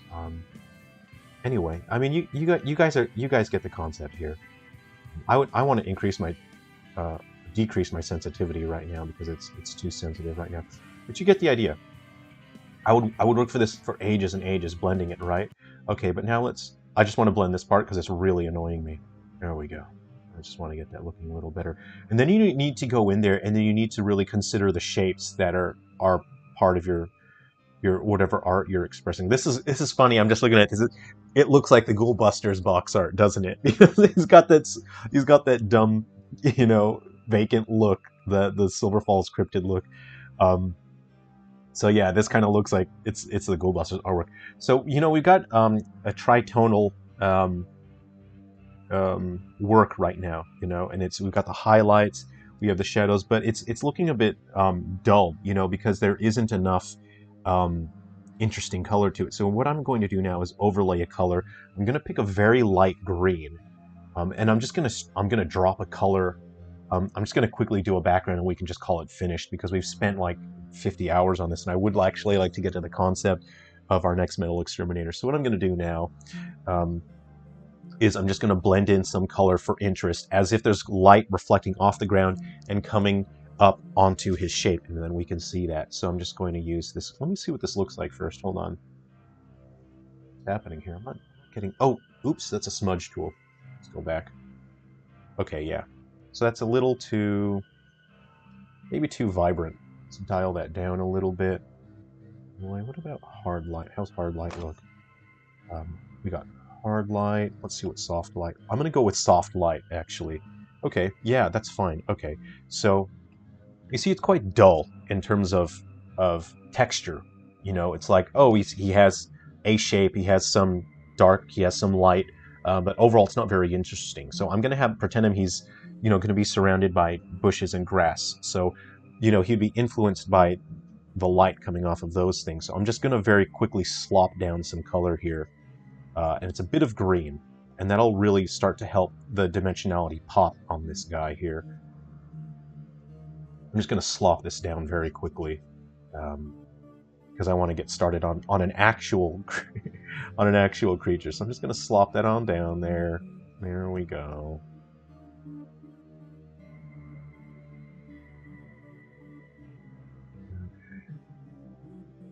So how are you guys enjoying this format? Do you guys like this format where it feels like you're playing like Resident Evil 4, like you're over the shoulder and you're like all right, let's go like that.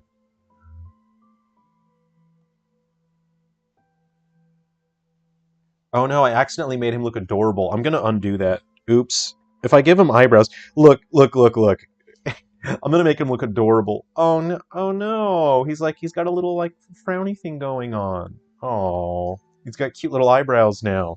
I think that's a bad habit of mine, is accidentally making things adorable because okay, look, I like things that are adorable, right? If something in a video game is adorable, I will like it. Um, I like the Pokemon that are kind of adorable. I like Digimon that are kind of adorable. I like animals. I like that my dogs are adorable. So I think subconsciously, even though I'm creating something horrifying that's meant to be this, menacing creature, I think subconsciously I'll just push it towards being adorable because that's what I like. That's something I really I have to work on when I'm creating a work, because I just need to make sure it's not adorable.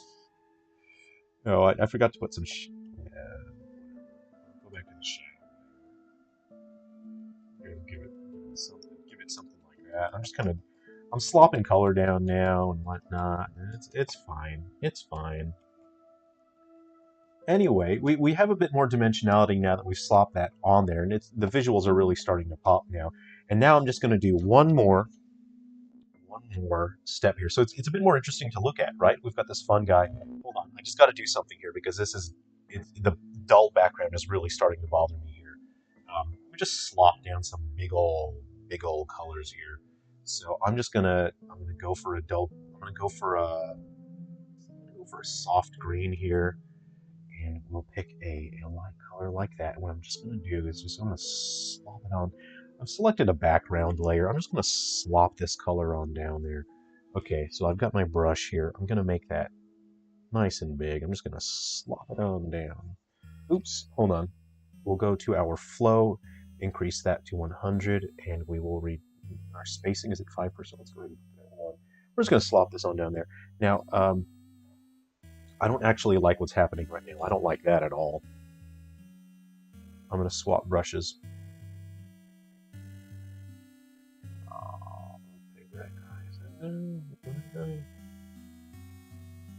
Okay, you know what? I'm just going to pick a standard brush.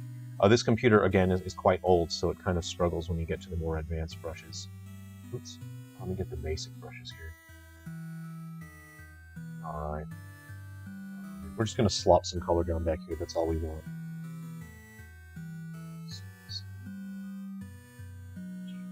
Sensitivity.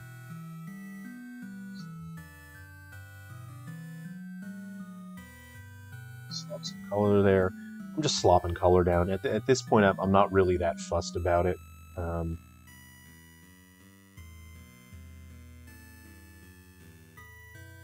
Okay, so now I'm just sort of like, I'm properly winging it now.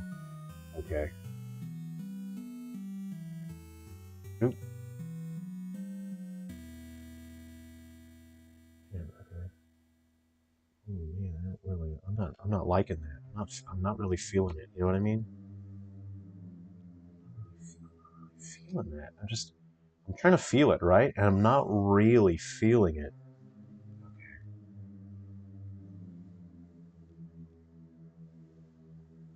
I'm not really feeling that as well, you know? What do we got here?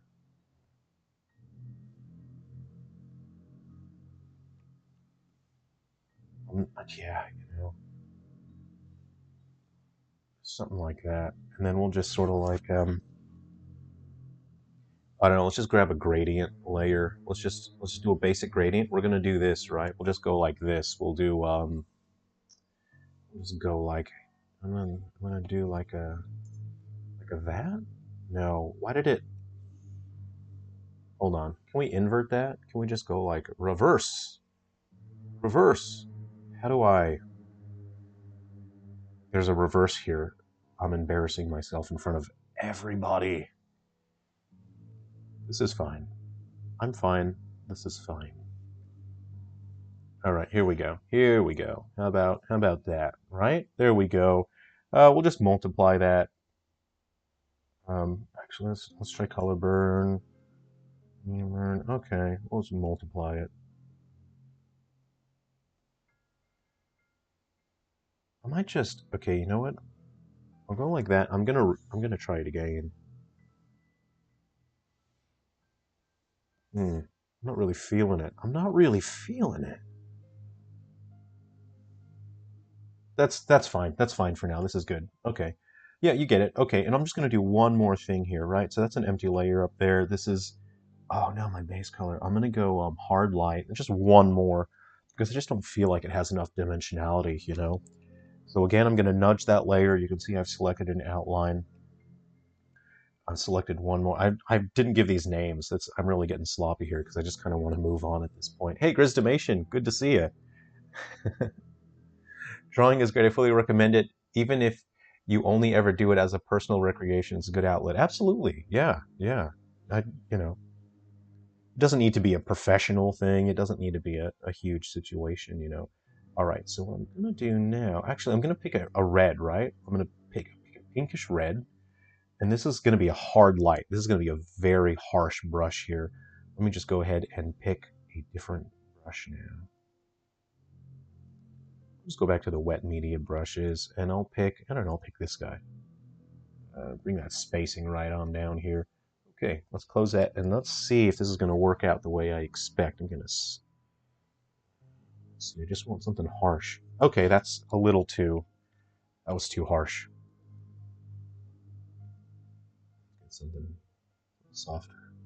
Looks a little softer, and you know what? This color is too harsh. It's too harsh.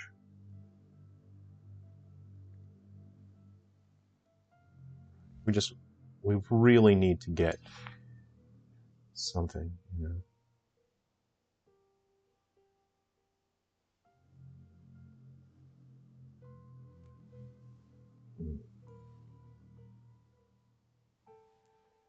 I need to make that.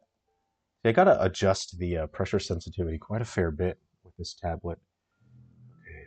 So I just want to give it a couple highlights to really pop, you know, the sections of it that I really need to. No, that doesn't need to pop. Just like there. This is not a good brush. The brush that I've picked is ill-fitting for this, for what I wanted, but I've already picked it, you know. And of course, I would blend. I'd be using my blending tools, but I really want these spikes to pop. Let's go ahead and give them some shiny bits there. You can see they really stick out now. Um, really want those to pop there like that. And those are not spiky, right? Like I just want to accentuate the harsh the harsh bits on this guy. Um, this is not a good brush for what I've done. I'd have to do a fair bit of blending to make it look the way I wanted now. But let's get his tongue to sort of there we go. Okay. That was my monster tongue sound. I should have recorded that so I can use it in the games. Boy, I'm gonna have to do a fair bit of blending to make this look right. Anyway, and see, here's my trick now. I'll get that arm to really pop because it was blending into the torso, wasn't it? There we go. Now it sticks out a bit. I would blend that, of course. Now we want, see his teeth. I've inked his teeth with a thick sort of a deal, so it's not really going to pop. But what I will do is I'll just sort of like that. There we go. Yeah. And of course you would blend it. I'm going to call that done. That was pretty fun. It was fun chatting while doing this guy. Obviously, you know, you could do more with that. His there obviously needs, you know, to pop a bit more. But, you know, I want to move on to the next guy now. What do you guys think? My coffee is very cold now, but I'm going to drink it anyway. All right, I'm going to catch up with the chat. Gristomation, yeah, good to see you. Yeah, so this was just a fun test sketch. What I'm going to just open up a new canvas and we're going to work on the design for the new Metal Exterminator, which I'll be adding to Guardians and Metal Exterminators on the Switch. Yeah, the patented cock method is known for its well-liked adaptability and relatively low-stakes vibe. Yeah, you know, every working professional that I know uses concept on canvas, um, and you know, and all of the work that I've done on stream with the sculpting and whatnot has been concept on canvas as well. So that's great. Anyway, I'm gonna go ahead and oh wow, this is a very old version of. Wait, I don't even know why I'm opening that. Why am I opening that? I don't know why I clicked on that. I meant to click on Sculptress. Let's click on Sculptress here. Hey, cold coffee is still coffee, right? All right. Oh, I don't need Sculptress yet. I'm gonna make a new canvas. All right, I'm actually, yeah, okay, great.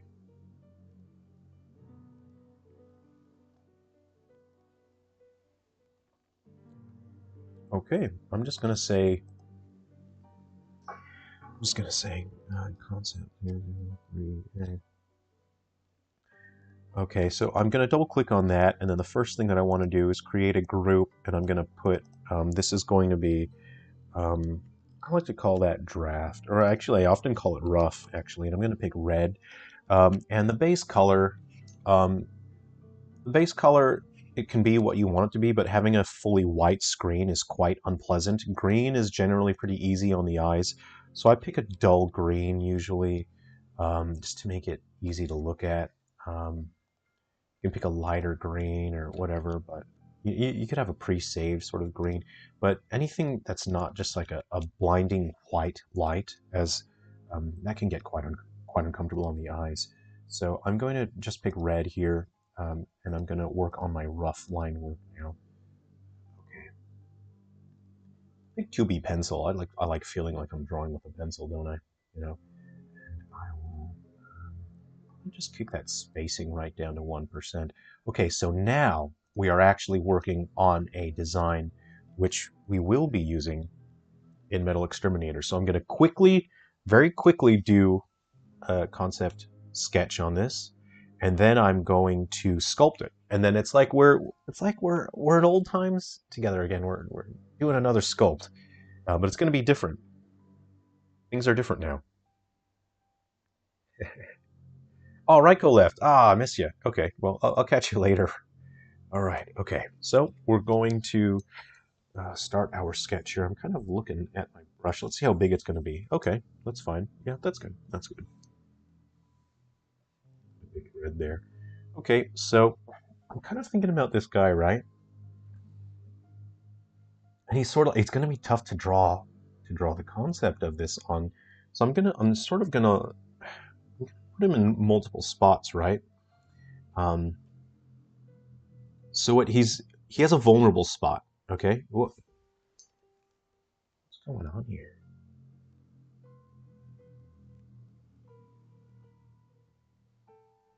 Okay,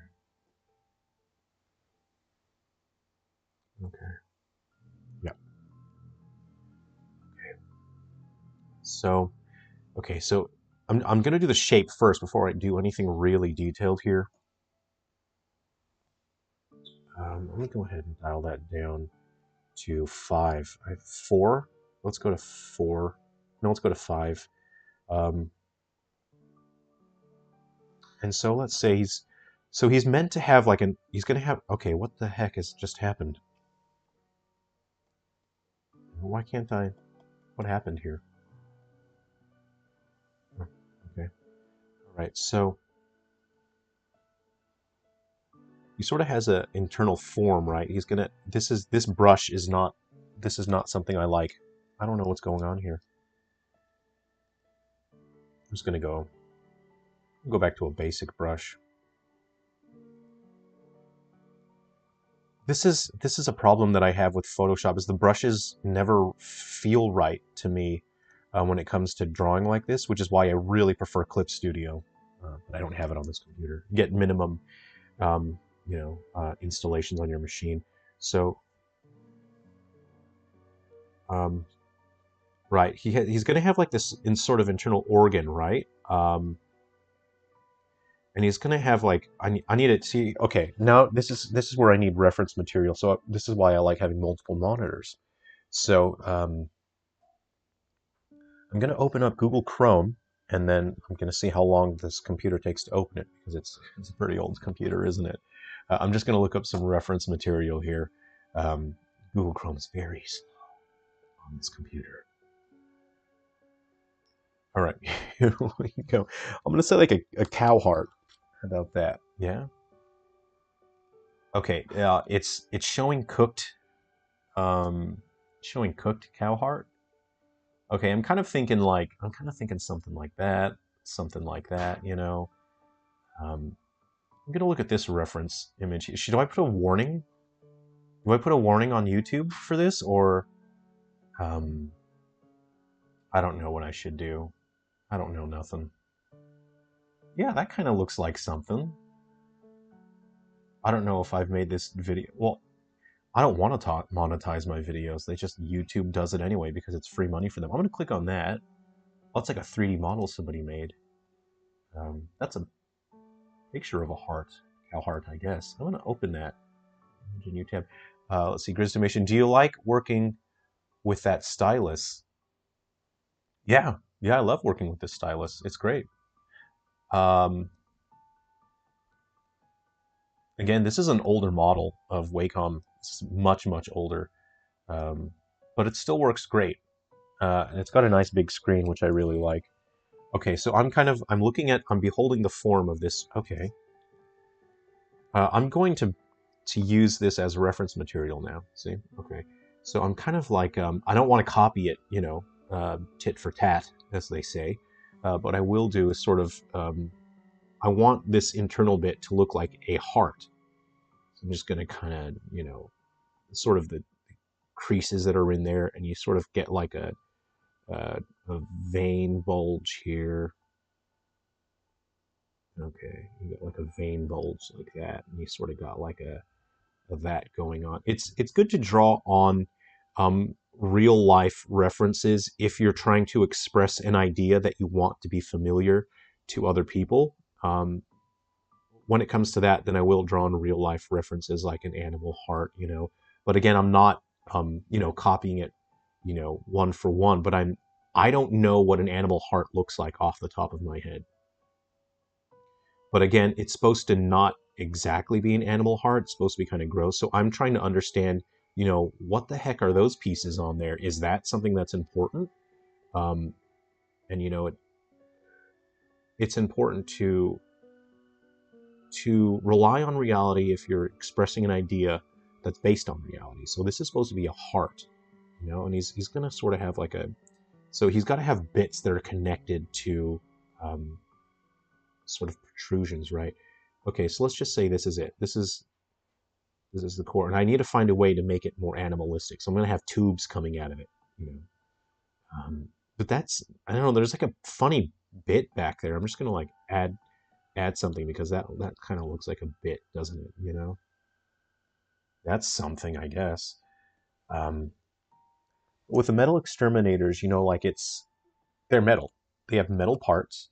This guy is going to be another rolling enemy. You know how we have the spike balls, and I'm not making another rolling enemy to save time in terms of animating. That's not why I'm doing it. It's not that I don't want to have to animate a whole new enemy.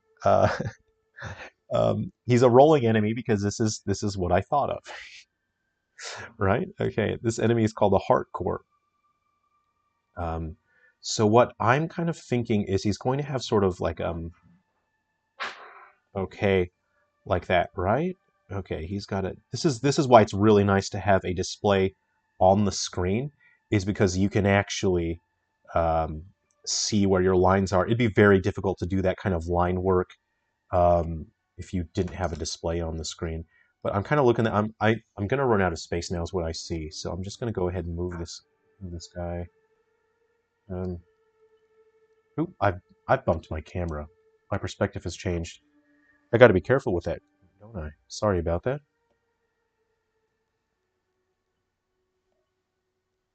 Okay, okay, what's happening here?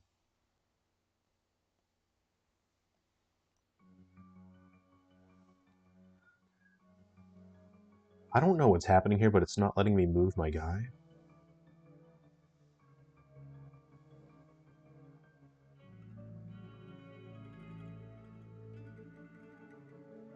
I don't know what... Okay, okay, okay, at this point I'm a little bit irritated with Photoshop. I'm just a little bit irritated because I know I selected that rough layer to draw onto, and it's been drawing on the green layer the whole time. I'm pretty irritated with that. Um, Not gonna lie, it's pretty irritating. I'm just gonna quickly draw over it again. This is my irritated face. You know, sometimes your software just doesn't do what it's supposed to. Pretty irritating. You know, I'm just gonna get my rough shape here. That's kind of what I got here. Oh, I'm just ooh.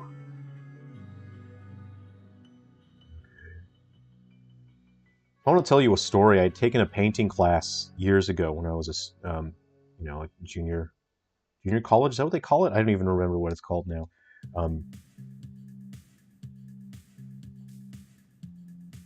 and I'd taken a painting class, and I'd heard the professor was very good, and he was supposed to teach the course, and I thought, great, I'm going to learn how to paint from this professor that's really great. He went on vacation the semester that I took the painting course, so they got this stand-in, and the guy that stood in he wasn't that good at painting, he didn't really care about it either, and so to make us this was basically an anime filler arc for this guy, who was like a substitute painting teacher. What he did was he made us go and buy some flowers, a vase of flowers, and then we had to go, and every single week we came into class and we would have to repaint it as the flowers died more and more. And that was filler arc for him.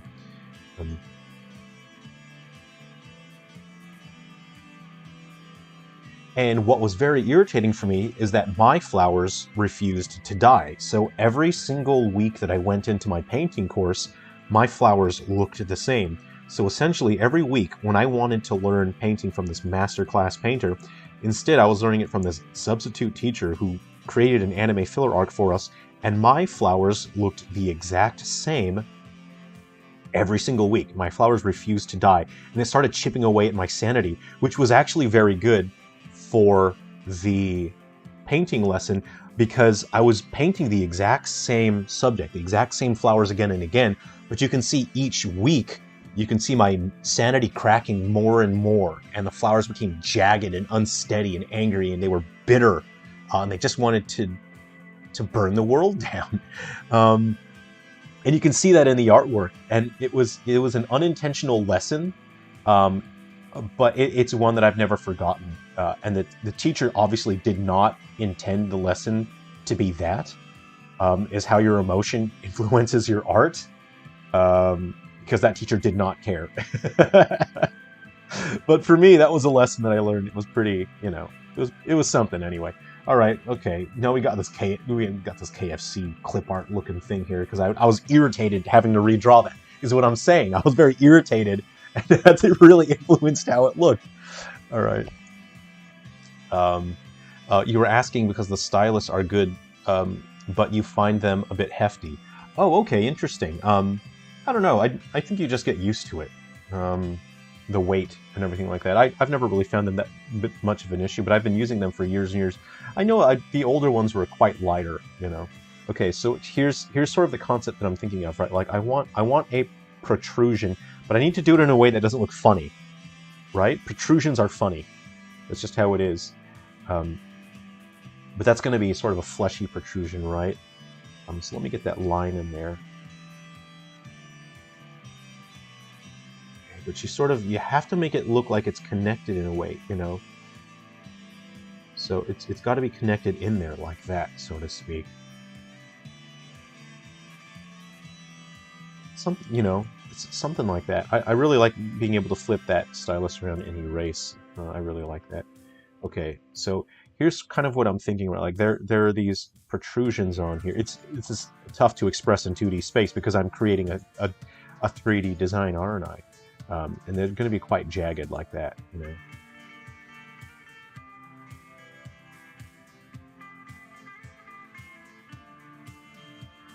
And it's going to result in a sphere, but this is sort of a metal protrusion, right?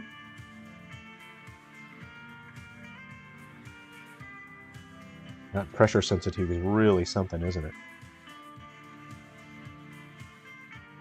Okay, suddenly the pressure sensitivity just dropped off a cliff somehow.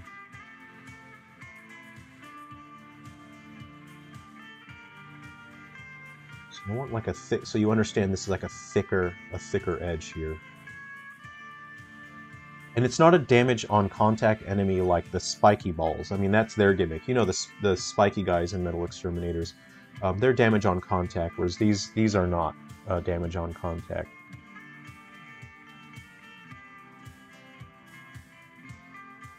And the idea behind this enemy is that they're not only going to appear in Metal Exterminators, you know. So that is like a heart, and I want it to envision like the bits of the heart have sort of protruded and become metal to some degree. So kind of like, but that's going to be like an exhaust valve, you know. You know, there's a, just so I know, that's like a boop, boop, you know, like whoosh, steam can come out of there, you know, whatever you want. Okay. It just sort of needs something like that, something thin.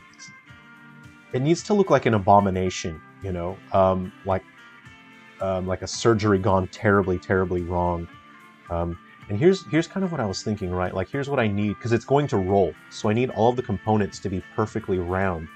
So you need a circle like that. So however it's built, it needs to roll. So I've already got that part kind of wrong there. You know what? I'm gonna live with it. I'll sort of go like that, you know.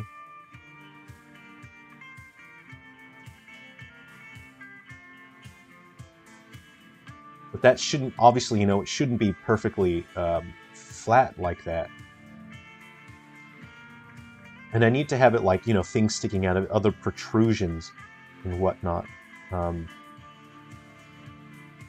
that needs to be quite uneven and jagged. Sort of, this one's going to sort of look like it's made out of twisted, mangled metal to some extent, you know. And maybe it'll be like there's something that's protecting that heart valve output exhaust, something like that.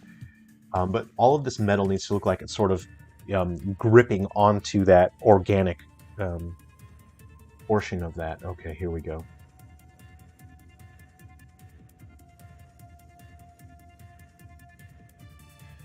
Okay, see, I'm kind of getting the concept. It's a very difficult idea to conceptualize because it's such a weird, you know, it's a really weird concept here.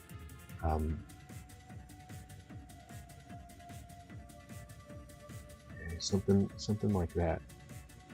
But, you know, I want these pieces more to look like that, where they're jagged along. I kind of have the idea, but what I would really like, I can do this on the Switch. I couldn't do that on the 3DS, but I want physics animated valves, like veins and valves coming out of the heart and physics animating and dangling. And it would be cool if they sort of dripped as well as they went along. So, you know, so we'd have things like that. So it's quite grotesque, you know, like that. Something like that.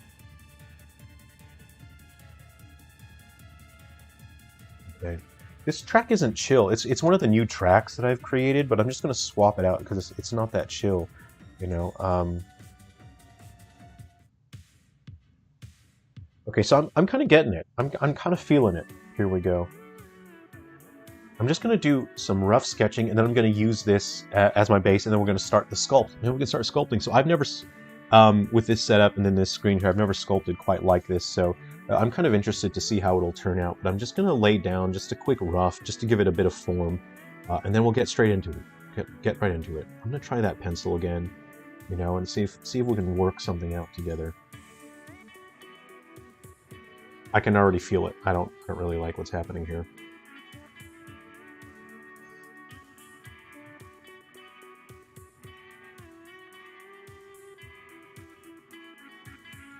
Straight to black. Okay, I'm just gonna pick that.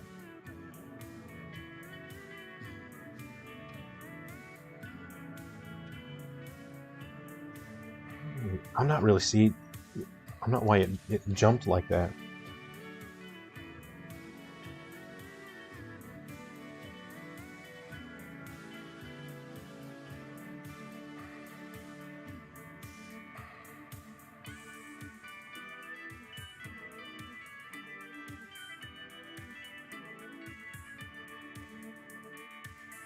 Maybe the stylus even, if I push too hard, it suddenly jumps in the sensitivity, you know, and it's a little, you know, it's not quite right, is it?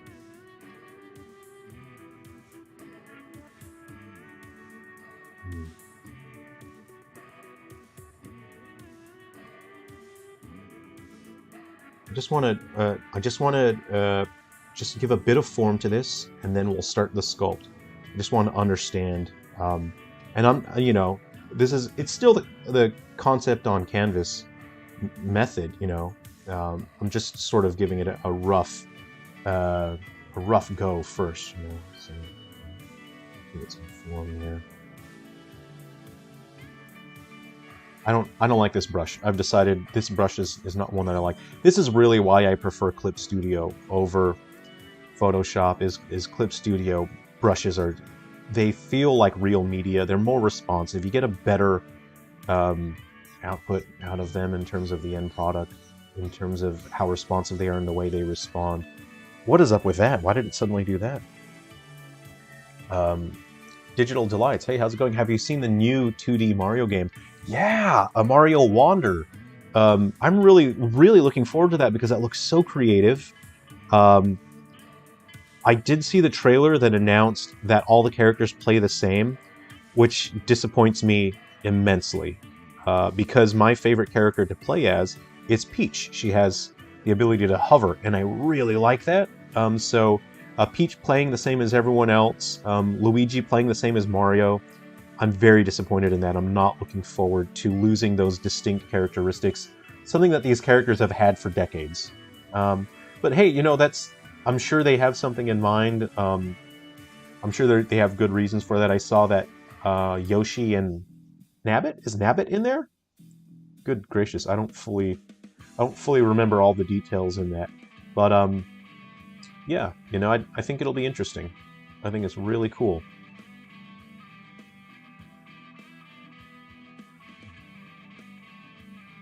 I've never done like jagged metal in Sculptress, and the tendrils I will have to animate separately. Those will be in engine, so I'll create those tendrils. So I want a few tendrils sticking out of this guy, you know.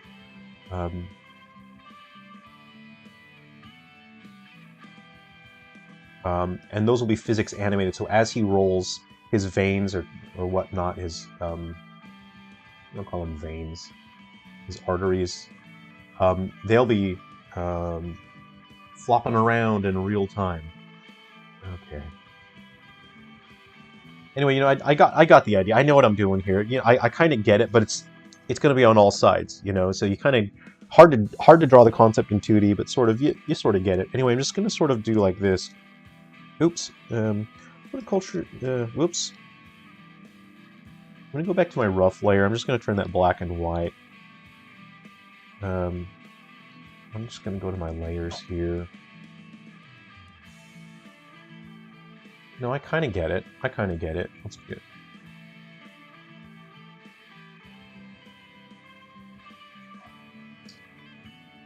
Yeah. Just go white on that. Okay, so I've got my concept sketch here. Yeah, okay, so we don't need the heart anymore. Anyway, let's go ahead and open up Sculptress. Well, we have our reference image. Just put Photoshop up there. I don't even need them anymore. Let's get rid of those pictures of heart stakes. Oh, let's put our little fun friend is still here. Let's go ahead and put him in the corner. He can keep us company here. What a fun little guy. Fun guy. Let's see in there. Okay. So you can see my reference image here. I kind of get it.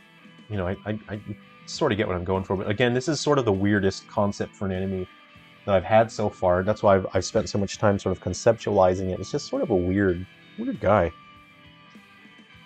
My coffee's ice cold. This is now an iced coffee. There are third-party stylus you can look up as well as a bunch of grip accessories too. Okay, interesting. Right. Oh, I have seen thicker grips. And different shape stylus as well. They're sort of, you know, like they look like airbrush shapes. Those are interesting too.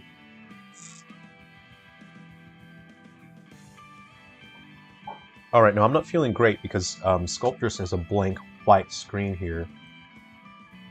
Okay, it's good. Not to worry. We're good. Nothing to worry about. First thing we'll do is we'll save. I'm just gonna get my documents. I'm not gonna stick it in a folder for now. I'm just gonna stick it here. I'll do it later. Sort of the nickname that I had for this guy. So this is, oh man, this is just such a weird concept for this. This is one where I kind of thought concept on canvas, you know, is going to be a tough approach for this. So what I'm going to start doing, instead of drawing, I'm just going to start grabbing, and I'm going to grab for the general shape. I actually really like this this tablet because it has the dual sliders. I really like that for Sculptress. Okay. See, I've kind of, okay. I want to get the rough shape of the heart on the inside, right? Okay, I'm kind of, see, I've kind of got that. All right. And I'm sort of just believing in myself, you know, what I'll be able to sculpt out here and give detail to. That's probably a little too much, isn't it? Okay. No, because it has to be grotesque as well. So, no, yeah, that's fine. That's totally fine. Okay, we'll get a top bit here.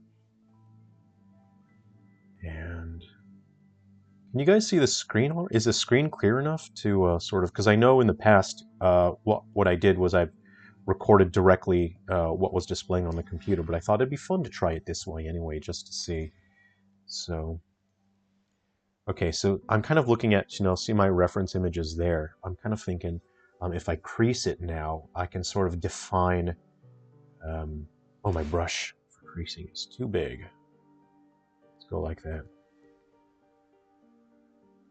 Oh, we got the Ruby River music playing. I might turn that up. I'm going to turn up the Ruby River music a little. There we go. All right.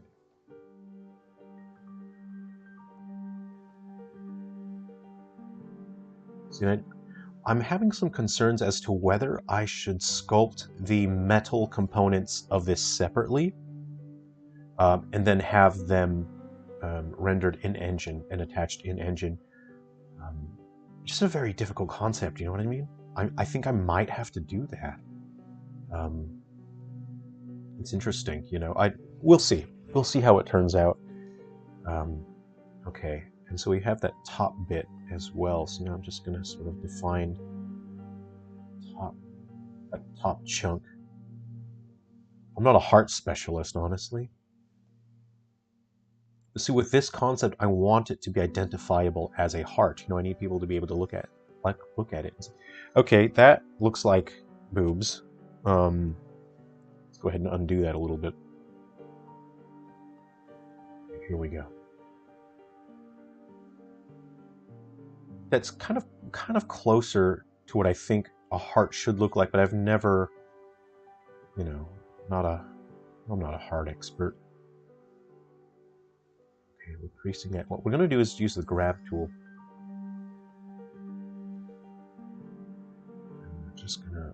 Move them across like that. I'm kind of thinking that's sort of... That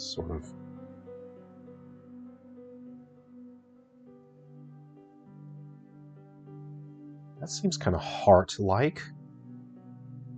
Sort of thinking, okay.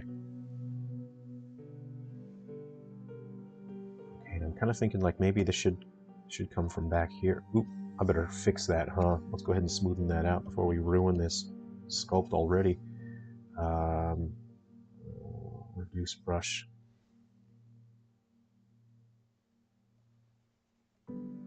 Oh, see, we got our dual sliders here, which is really nice. I really like having that dual slider setup. Reduce those, and then we'll smoothen it out. Yeah, great, great.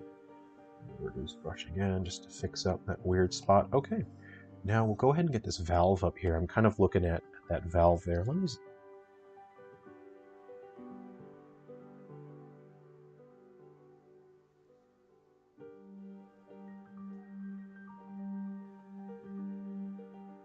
see the reference here.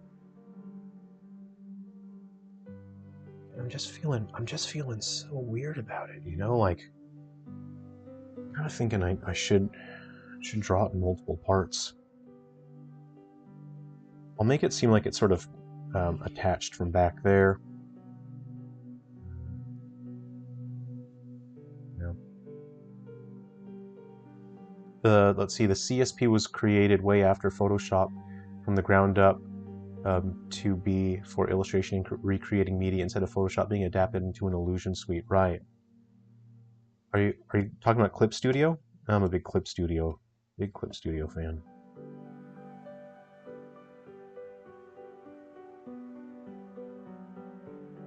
Okay. See, I'm trying to get the shape of that heart, but I'm not real sure about it. Do I have to, like, I don't know if the timer's in the way. Let's move it a little. Okay. There we go.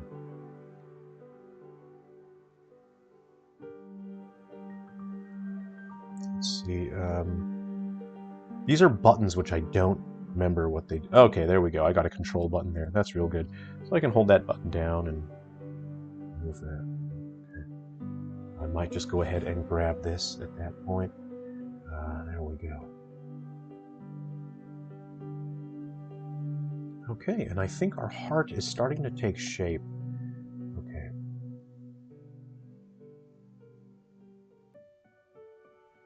Okay. That's looking good. That's looking good. I might build a fleshy bridge here just so they look connected. So here we are. Now we're kind of in familiar territory, aren't we? We're sort of back to sculpting, which feels nice and familiar.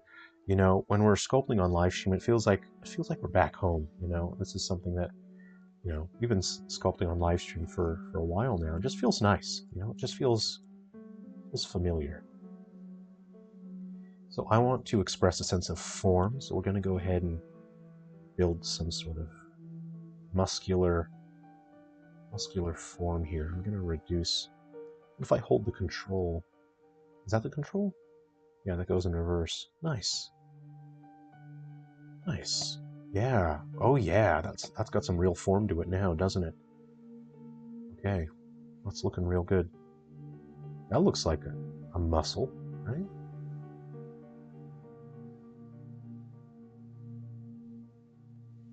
That's looking real good. Looking real good. Okay. Those details are a bit too fine though, aren't they?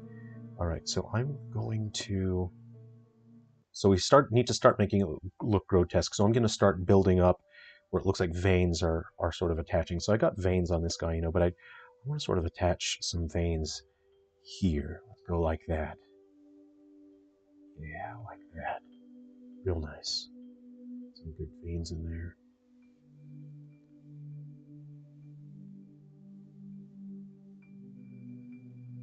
We'll go like this. We'll branch off to the side a little too. There we go. Alright, that's got some real form to it now. And of course, because this thing is rotating, we're going to see it from all sides. So let's go ahead and get some other veins in there. We'll go like that.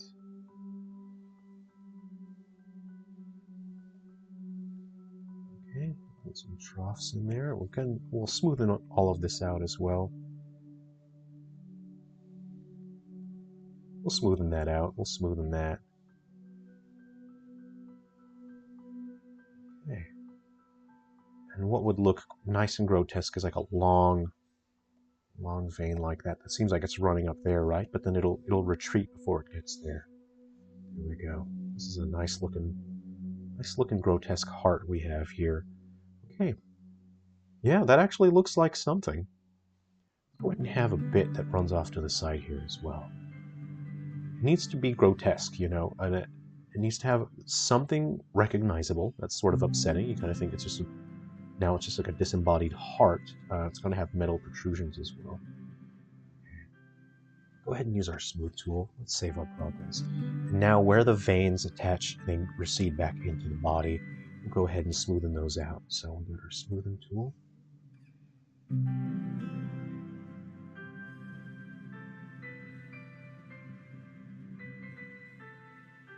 I'm going to reduce the pressure sensitivity on this as well, because I find I'm having to push a bit too hard at this point. So I'll dial that right down.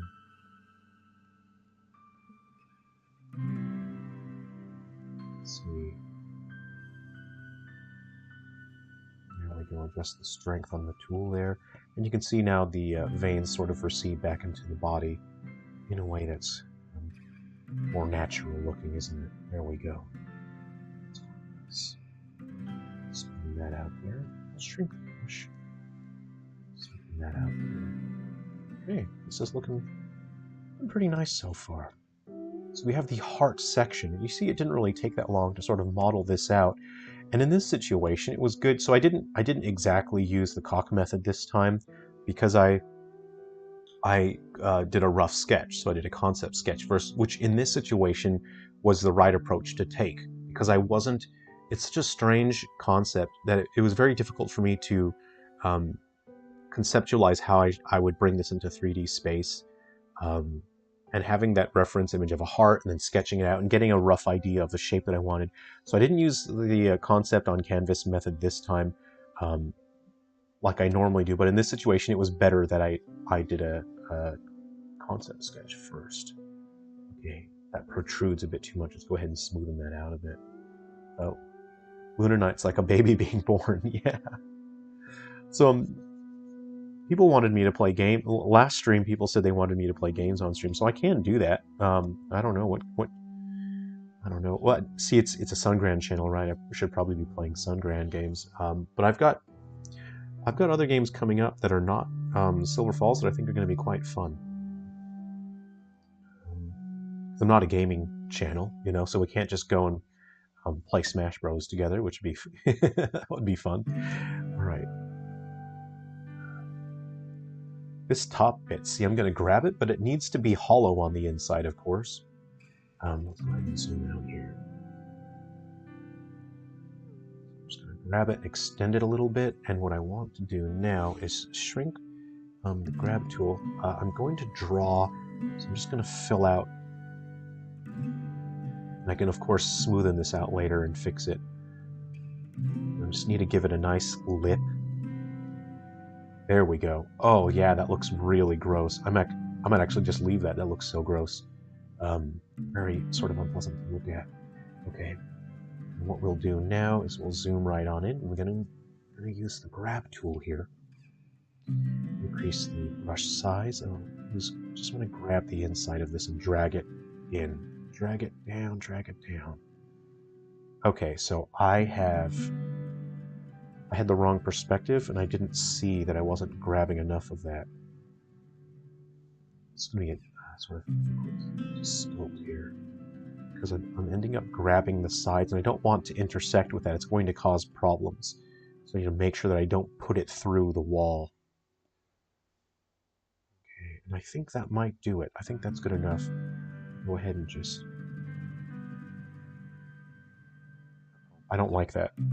Go ahead and undo that part. Okay. But this sculpt is now good enough so that I can paint the inside black, and I can make sure the inside does not reflect any light. And that will make it so that it looks like it just extends down into the body infinite. So that's plenty good. What I want to do is I want to make that inner lip consistent. I want it nice and thick. You want a nice thick lip. It gives it a sense of form and mass, and it's also kind of unpleasant. Okay, so let's go ahead and thicken this up here.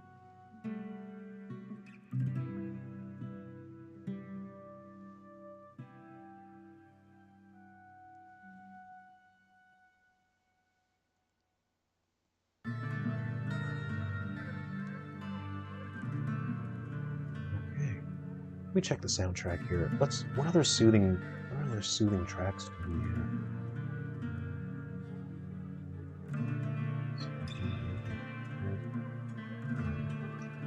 have?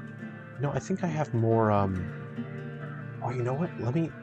Give me a moment. I'm gonna get some music from White Inside Its Umbra. Let me do that because I think that's got quite a nice soundtrack, doesn't it? Okay, so we're working on that. I think we got it. I think this is good. What I have to do now is optimize it and reduce the poly counts on that track. Okay.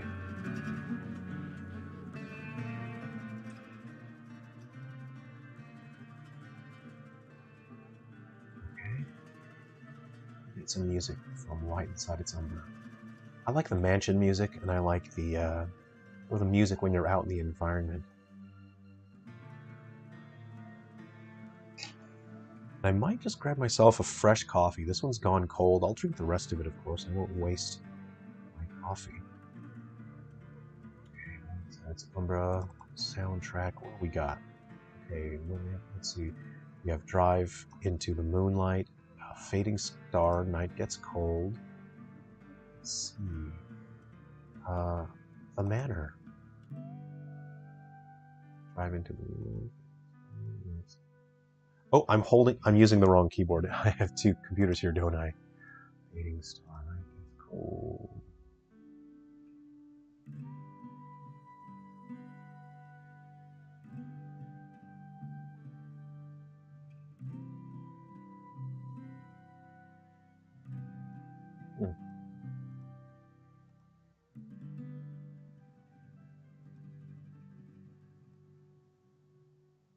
Oh, Night Gets Cold is already in there.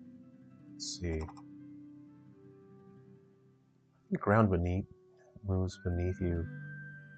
Oh, the ranch music, yeah. Lonely Shadow.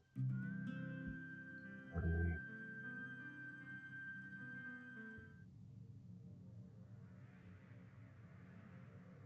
Oh, that's a scary music. Let's go ahead and... That one's not chill, is it? What's this one?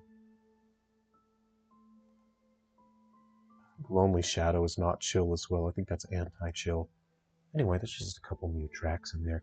So, here's my sort of... Now here's my issue. How am I going to make these... I've got these metal things here, right? I'm going to have to sculpt one at a time. What do I do with that, you know? Let's just have a coffee and think about it for a second.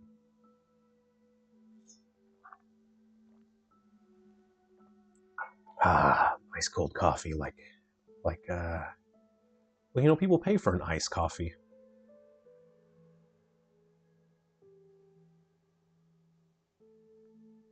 Cousin Gone, is that a good track? Let me just check that. No, I think that track is not chill. You know what? I think I'm just going to wing it. I think I'm going to use the cock method. I'm just going to go concept on canvas. All right, here's what we do. So I think here's what we can do. Like a new sphere, right? And we're going to add the object. So we've got that guy there, right?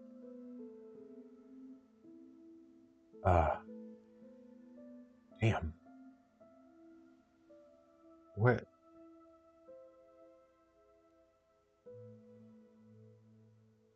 Can we just... Why? Okay, that was massive, wasn't it? Okay. Don't resize. Okay. So okay. It's hard to tell where it sort of goes. I might just... Okay. Okay, crap.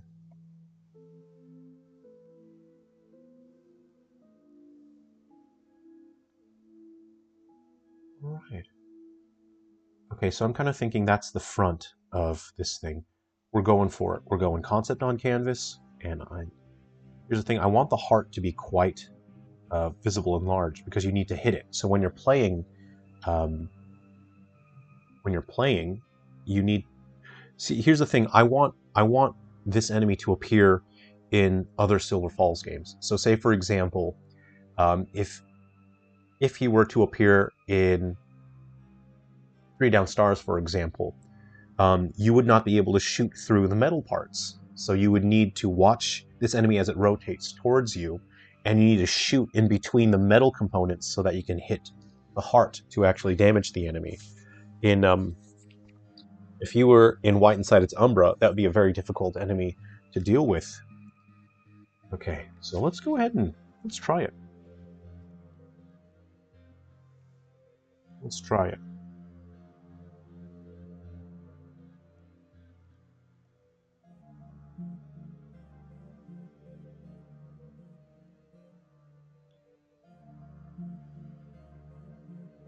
Right.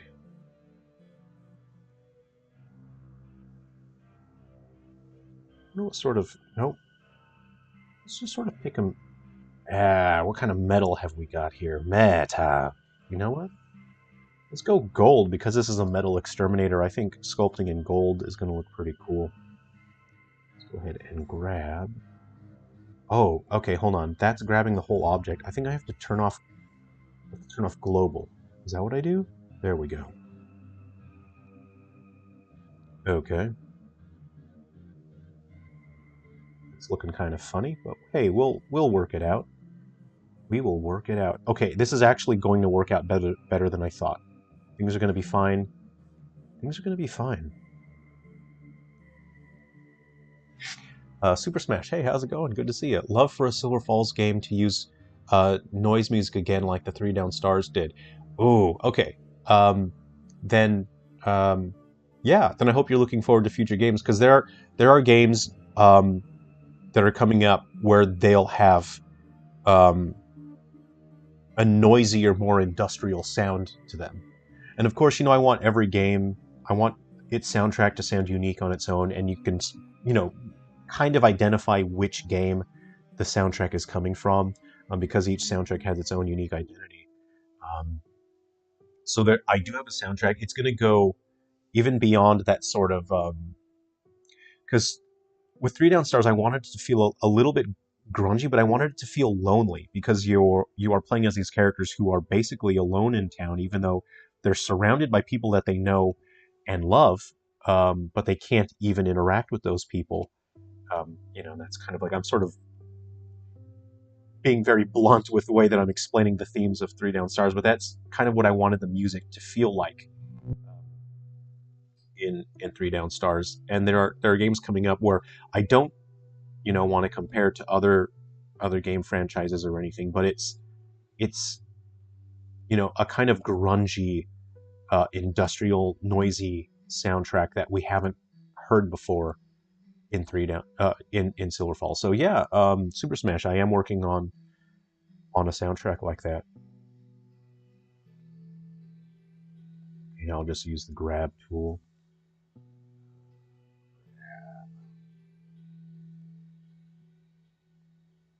This is great. I've never worked with multiple objects in sculptures like this before. This is my first time doing this, so this is pretty interesting. And then I'll use the pinch tool on the ends of these as well. This is starting to actually, this is starting to look like how I wanted. I was worried about the execution because I've never modeled anything in this particular way before. And again, the concept for this is so weird. And it's weird that it's all weird. And I generally don't tell people the names of these. I usually have code names for them just for a development purpose. And in this one, I'm sharing the name. I call it the Heartcore.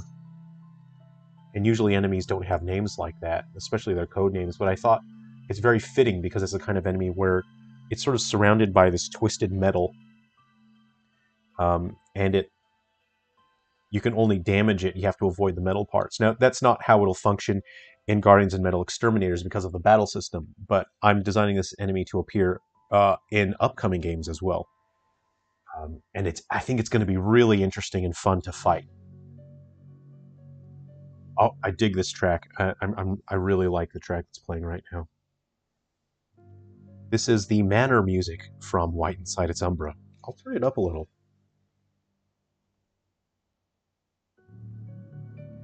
And you know, I'm not going to lie, I really wanted like a Resident Evil style mansion music. And so being able to create this track for White Inside Its Umbra was basically a dream come true from a composer standpoint, making this track. And I'm not saying that I'm copying Resident Evil or you know, I'm following them or using them as an inspiration, but I wanted to write something like a Resident Evil Mansion music. And so making this track was very exciting for me.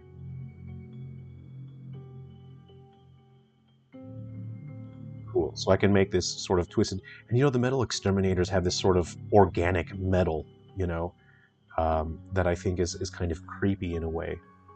So that's what I'm aiming for here. This is going to be I'm already saying this. This is going to be the most difficult design I've made so far. I think it's so complex and strange. And it has to be quite precise as well to a certain, you know, because the other cryptids, they don't require this sort of rolling precision because this guy rolls forward. Oh, it's going to be so great to physics animate this. I'm already just imagining how fun and weird this thing's going to be. All right, so that's about, yeah, because the heart's going to be big. It's not like a small heart. You know, it's got a big heart. Okay.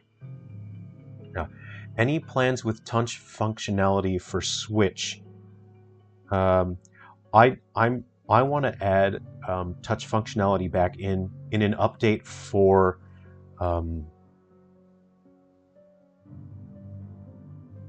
Episode Prelude. So you know Episode Prelude, you have the menu and the menu appears on screen. I had totally removed touchscreen functionality because I just didn't have time to make it work properly. But I would like to add touchscreen functionality so that when you are playing Episode Prelude in handheld mode, you can navigate your menu with the touchscreen. And the reason why I want that is because that's using the same framework as 3 Down Stars and Face Takers. And I want those games to be able to use the touchscreen for the menus again. I have other future games as well that will be using the touchscreen. For example, Diamond Island. That's building upon the gameplay from Ruby River. And Ruby River, you really needed the touchscreen for the menus, and it just works better that way, you know. So the future games will feature touchscreen.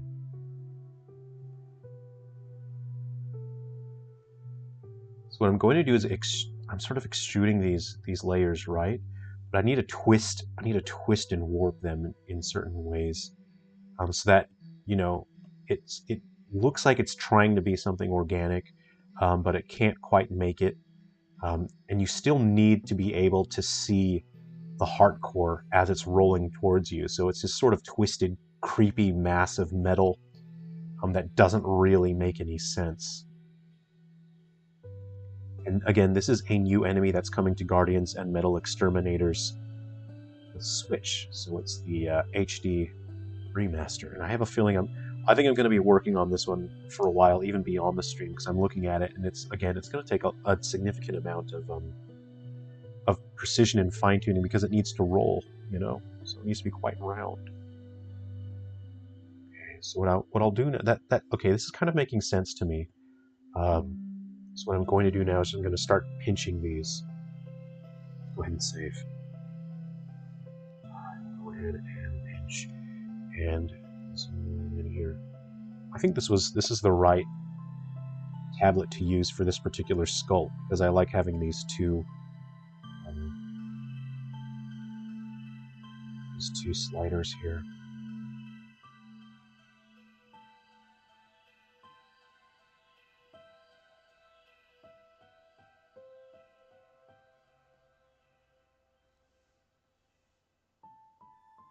I'm not a fan of what's happening with this here.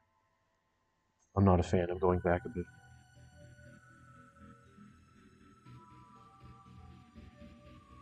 No, I don't like that.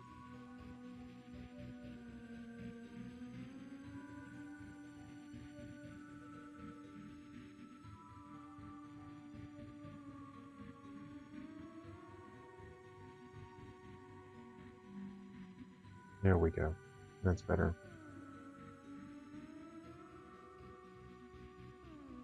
Okay, back to pinching here. Making it sharp. We'll just grab that and pull it. Crease the edges. Crease the edges.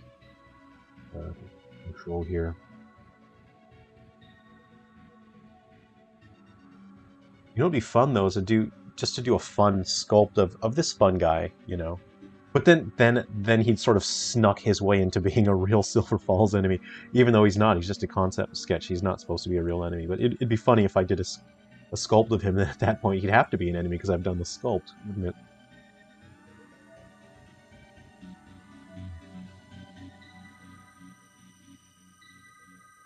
So I'm kind of hoping that this video quality is good enough and that it's, you know, it's not significantly worse than having it real time recorded from the screen. So I'm going to start drawing crease lines on this as well, just to give it a bit of form. Actually, you know what I'll do? I'll invert, use the invert draw tool as well. I think that actually works well. So let's go ahead and crease that a bit more.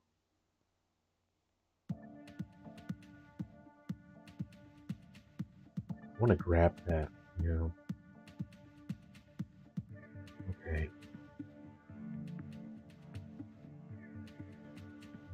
Crease around here. There we go.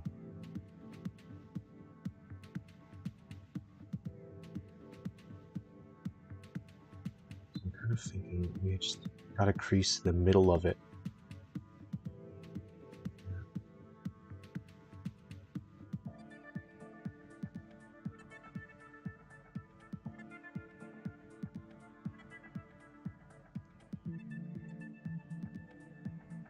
Yeah, okay. He's starting to look... There we go. What just happened just then? Oh, okay, I'm looking at that. Oh! Undo a step. Redo? Ah. Whoa, my perspective on my brain started hurting. I'm upside down. That's what happened. There we go. Okay, that was weird for a second. Okay, let's go ahead and just start creasing along the inside here. Yeah, it's got that metal exterminator style organic metal look to it. We're going to pinch the edges more later on and get it sharper looking. Okay. Hey, all right. Okay, this is kind of what I had in mind. The thing is, it's not just the front; like it needs side bits as well. Enjoying Starfield, by the way, just got today, already level 7. Hey, that's great. You know, I've big Starfield fan here, obviously. How long does it take to get to level 7? You know, I'm not bragging, but if I got it yesterday, I'd probably be at level 11 by now, probably, you know. Alright, let me give myself a new ball here. Add object, I'll put her there. Okay, let's see. See, I'm looking, so now I'm going to look at the top of my sketch here. So see, I've got my front bit here, right? So I've got the front bit, and I'm kind of, in my brain, I'm sort of imagining that's the front bit there. So I'm going to work on this top bit now. And I can probably, in this same canvas, I'm going to add the veins, I guess, or arteries or whatnot. So I'm gonna do the top one now. This is, wow, this is a complex design. This is not as simple as I was hoping it would be, but I knew it was going to be a little on the complicated side. So this one's going to go off to the side a little bit. Okay, I'm just looking at it in 3D space.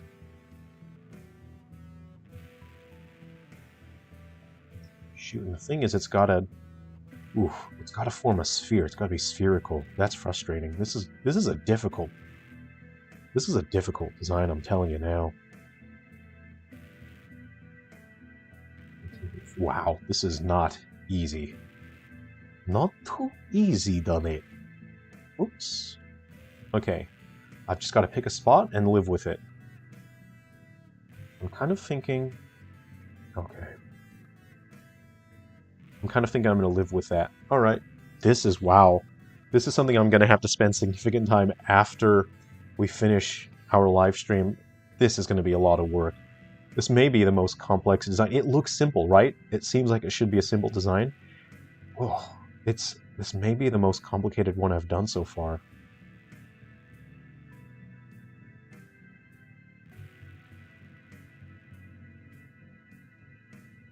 It'll be fun though. Let's just turn off the wireframe for now, just so we can see the cool texture here. Yeah, that's fun to look at, isn't it? That's real fun. Okay, let's go ahead and attach to the heart. It'll be fun if the heart... Oh, here's what I just thought of. This is something you can do when you're using the cock method as canvas concept on canvas. Is I want veins now coming off the heart and wrapping around the metal appendages and attaching to the metal appendages that way, so it feels all connected. I think that's going to be really fun. So I will do that. That's great. Okay, use the grab tool now. Turn off global. Increase the brush size. Now this is really what a fun and difficult concept. This is much harder than I thought it was going to be. Let's see. Lunar Nights. Oh, that looks cool. Yeah. It's a weird concept. Just trying to explain it to people is like, oh, I'm gonna need a minute to explain this. Super Smash, you were hesitant on pre-ordering it because of the similarities of No Man's Sky in the trailers and was afraid that it would meet the same fate on launch. Yeah, but luckily, Starfield is a perfect game without any glitches, and it launched perfect. And there's nothing wrong with it. There are no flaws. And it's my new favorite game, so we're lucky to have that, you know?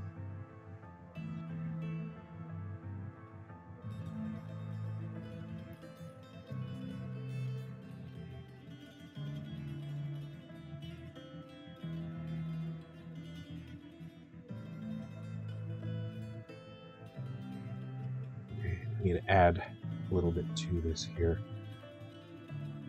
I actually don't know what the last new game I bought was. I've bought like old games that were on sale. I mean, old, you know, games that came out 3 or 4 years ago that I wanted to play but I could not play because I was busy. You know, I bought the JoJo's Bizarre Adventure Battle All-Star Battle. Is that what it's called? Yeah, that's really neat. I finally got Dragon Ball FighterZ. I was buying the DLC, but not all of the DLC, just the characters that I like. It's not like Smash where I'll buy every single character, because I will. But for Dragon Ball FighterZ, there are certain characters that I just really dislike in Dragon Ball.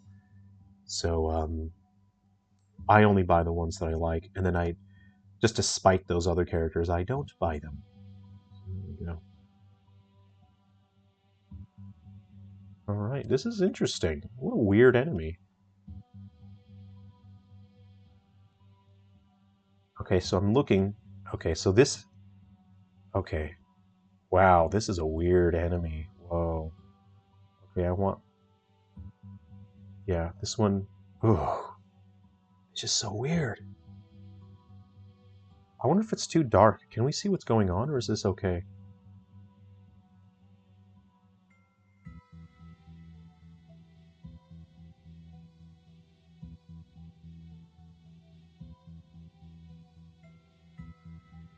Again, what I really like sculpting with these Wacom tablets is that they have pressure sensitivity.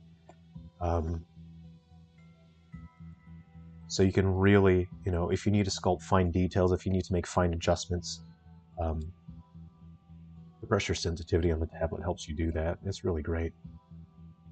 So how you, let's see, I'm not sure. What do you guys think of this format where you're sort of over the shoulder and we get to to hang out in the workspace like this. It's tough not making eye contact. It's really weird. I'm used to being able to make eye contact with everyone, so I don't know. I feel like I'm kind of disconnected from everyone because I'm just off to the side now, and I've got like I'm looking somewhere else. Let's see, Super Smash. I think because they've finally updated the engine, something everyone has been asking for. So wait, is this a Bethesda game? Is that right? So has Bethesda been using the same engine over and over again? Or wait, who makes Starfield? Is that Microsoft? Uh-oh. I'm starting to let it slip how little I know about Starfield. Okay, see, I need this one to cover the top as well. Because again, when you are encountering this cryptid in other Silver Falls games, I want it to be difficult to fight because he blocks himself and he sort of protects the heart. Right, it's called the Heart Core. Looks like a high defense monster. Oh yeah, absolutely. So the inside is going to be organic. That's the red, fleshy thing. And then the outside bits are metal, which you will not be able to shoot through. So yeah, heaps of defense. So when you're, if I add him to other Silver Falls games, he's going to be tough to deal with. I just need to make sure that this extends far enough for him to... I might just grab a coffee. Just grab a coffee. Yeah, there we go. I'm just going to do some grabbing now. Alright, cool.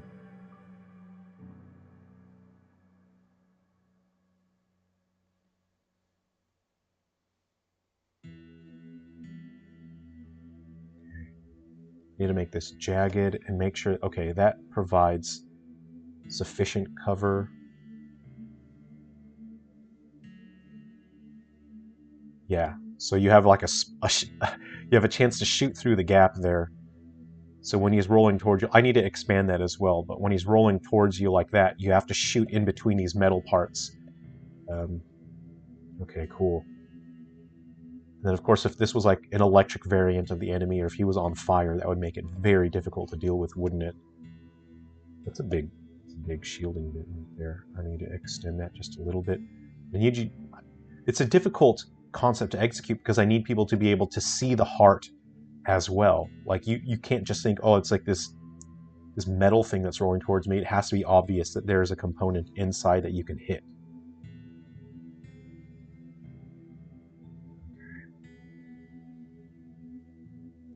I'm going to call it there. I'm going to call it. I need to sharpen those edges, so I'll go ahead and do that. This is the weirdest enemy that I've thought of. Artemis, hey, how's it going? I love that quote. It might be the most difficult and fun. All artists are the same. Look, I think there's a difference between an artist and someone who just makes stuff. I think an artist, real artists really want to push themselves. They want to do more and challenge themselves and create something that they haven't created yet. And there's passion to that, and it's exciting. And I know people who create who are not artists. They just make things, but they aren't artists. They just want to make whatever's easy and whatever they can do, whatever happens to come out of their brain, whatever tumbles out. And I know artists where they're constantly just striving to do more and push themselves and to create something that's different, to challenge themselves.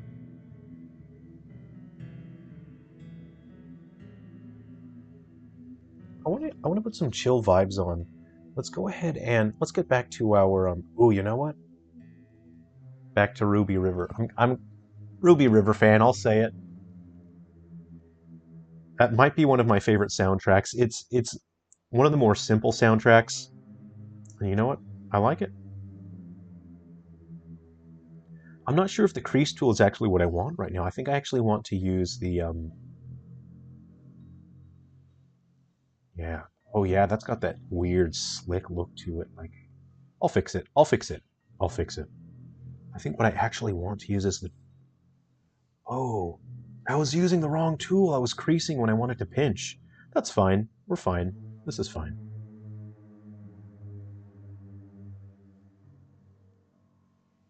Let's put some nice vibes on. I'm going to go ahead and switch to the nicer Ruby River music here.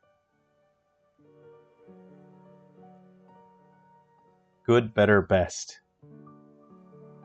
Yeah.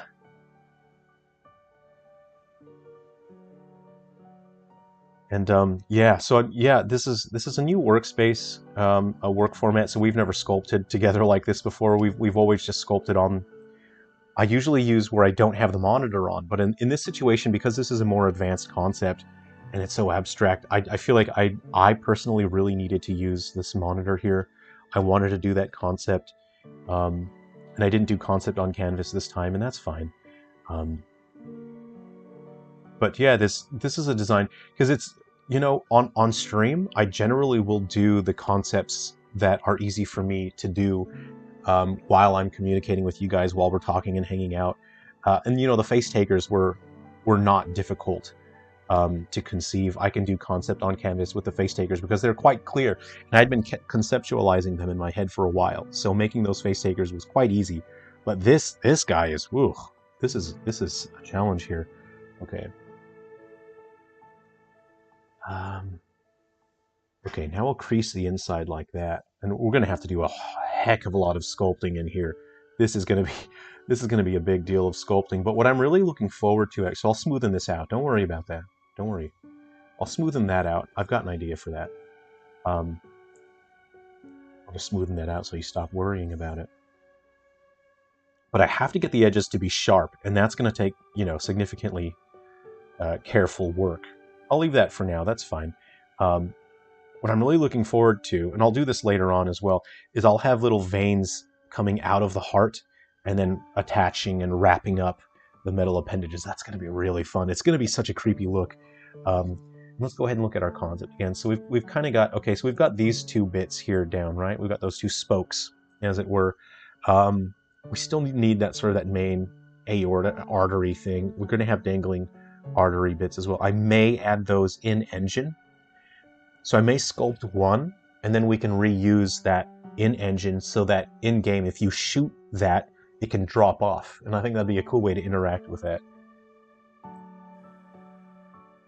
All right. So this is, wow. This is a lot, isn't it? Wow, this is, and so here's kind of my concern now, that is that this thing isn't that fun to look at right now. It's quite a weird concept. So what I'm actually going to do now, since we still have a bit of time left on the stream, what I'm actually going to do is grab the guy that we drew earlier, and then we'll just do him. We'll do him. Okay. Blown out by the speed of the process new to this fascinating. It's more sculpting than painting. No words. Oh yeah, it is. Well, they call it sculpting. This is the application's called Sculptress. New. Oh no. New. I'll just go new new scene. I'll go new scene. So is that DJ? Artemis, are you DJ? Earlier I was drawing this fun fella here. I'll just grab my thing here. I was drawing this fun guy. What a fun little fella. I drew this on stream. We were just hanging out. Just a quick deal. What I'll do is I'll adjust the camera. I wonder if this makes sense if I do that. If I do that, will it make sense? How's it going, DJ? Good to see you. Right, so look, I think this is more interesting at this point because the hardcore is not visually engaging, I think, to see that on stream. So what I'm going to do is just I'm going to sculpt this guy because I think he's more fun. I wasn't actually intending for this to be an actual cryptid in Silver Falls. I didn't even plan him out, but he's fun to look at, I think, and he's more charismatic. So I'm just very quickly going to make this guy. And again, he's not going to be an actual enemy, you know, because I haven't planned it. I'm just drawing it. I'm just going to sculpt him. All right, let's pick something fun to look at. We got some wax. What do we got here? Red brush wax. Let's just get the standard. What's gangrene? Okay, so yeah, DJ, if you haven't seen, I'm using this Wacom tablet. It's like a Cintiq 23 or something like that. It's got sliders, programmable buttons for shortcuts. So, but I'm not sure now. I might increase the I might adjust my webcam here because now the webcam seems a little bright, a little dark. So I'll just go ahead and increase the exposure on that. I'm going to configure video, and I will increase the exposure now. Okay, how's that? Since we're not sketching anymore on the white background, so we're just going to quickly sculpt this guy because sculpting, you know, in the past we've sculpted these. Row the Salmon, going to dip out for dinner, but have a great rest of the stream. It was great to see you, Row the Salmon. We'll see you back in the Discord. Good to see you. Take care. We're gonna sculpt this guy for fun, just for the rest of the stream, because he's more interesting. The other concept is just, it's kind of weird and it's hard to connect with. It's weird. Lunar Knights. I was envisioning that monster blocking and doing a 180 to attack with a tail scythe that deals very heavy damage, but he has low HP. Yeah, that's a great idea, and that's you get the concept. You totally get it. He's very hard to hit, right? You know, he's a weird enemy. You can't just shoot him like you can the other guys. So it's all about the timing. You've got to get the timing right. You've got to shoot in between his shields, and they're sharp. Those metal things are meant to be sharp. So if he does a spin or he charges you, you're going to get hit. Actually, so this is I think Photoshop is taking up my processing power. What I'm going to do is save this file as a PNG, and then I'll just have it on screen here. Okay, so let me go ahead and just open that up. Hopefully, my constant. I'm going to close out of Photoshop now. Get some of my RAM and CPU back here. Okay, great. Zoom into our fella here. Zoom in and enhance. Okay, so we can. Yeah, it's not just for you. It's for me too. I need to see him. All right, we'll zoom in here. Okay, we'll leave it. Okay, that's good. That's good there. Hopefully it doesn't reset when I click out of it. Okay, cool. All right. Oh yeah, the hardcore. I think it's going to be pretty. And the key to having the hardcore be like a scary enemy is a good sound design. He's got to sound creepy, and I want him to influence the environment. Like he could drip. He's going to be dripping stuff, and he'll be, you'll know that he's there in the environment if you see like a blood trail, because he's a heart, isn't he? Okay, so what we're very quickly going to do now is I'm going to sculpt this guy as quickly as I can. And again, I'm not, trying to make an in-game ass. I'm just going to make this guy because I think he's fun to look at, isn't he? All right. Okay. He's more interesting to look at than the hardcore. And I didn't want to drag the stream down with, because that's going to be a lot of work. That's one of those tasks where it's not going to be that fun to make the hardcore enemy because the design's so complicated and tedious. Okay, so the first I'm going to look at this shape here. I'm kind of looking at the skull there. Okay, let's go ahead and sculpt that out. Yeah, this is sort of like sculpting with clay, really, in 3D space. And this stylus, I think this one only has 20. No, I think this is quite old. I think there's only 10,024 levels of sensitivity on this. Okay, so we're going to round that out. And what I really like about using this is the pressure sensitivity is quite low. The music's too loud.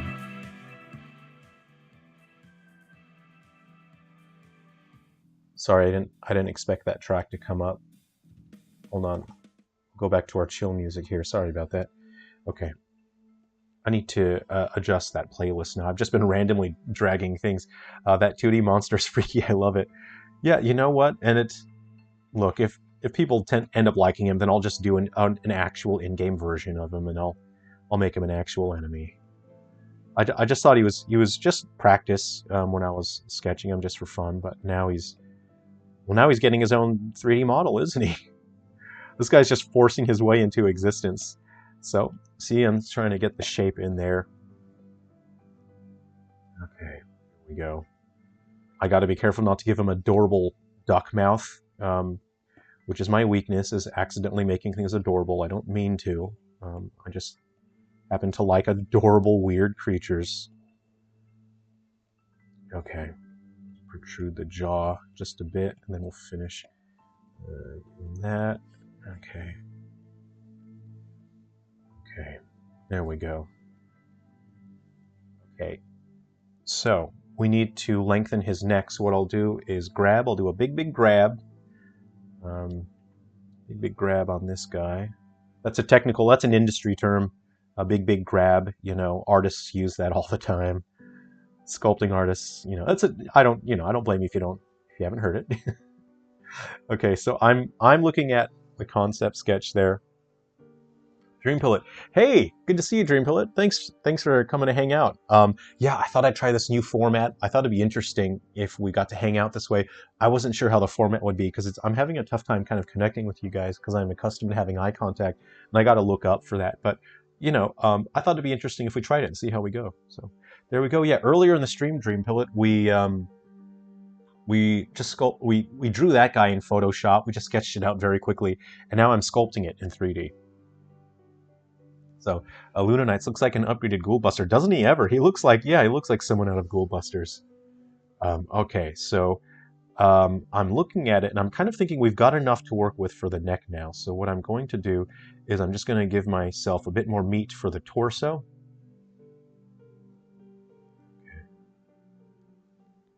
All right, so we need some torso meat. That is, you know, that's a technical term. That's Anatomy 101. Torso meat is what they call it. Let's see. So I'm kind of envisioning that section right now. This is actually quite fun. I've never worked in this format before, quite like this with this workflow, and this is my first time doing this because I thought it would be fun to do this with you guys. So this is actually really working out because I can see my concept sketch there, and I can just sculpt it in real time here, which it should really result in a faster sculpt for me because now I'm just following my concept that's really, you know, it's within arm's length.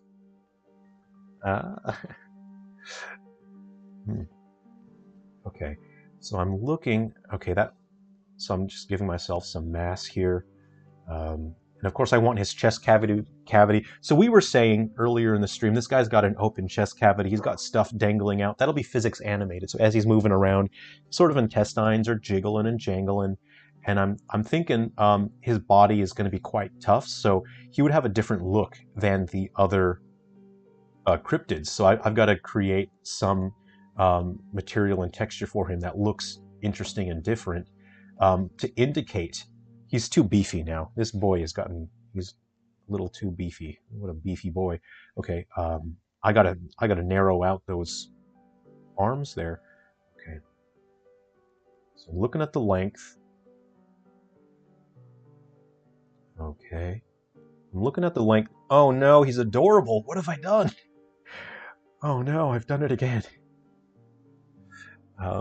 Lunar Needs, I think this stream is good. Almost seeing you in real time doing this art.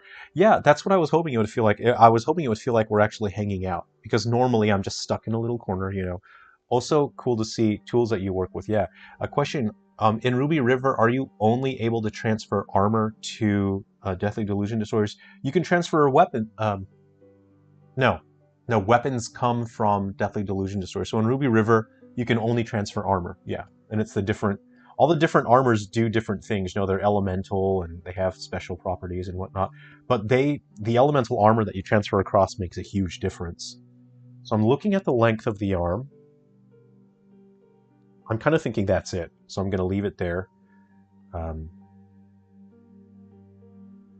Here we go.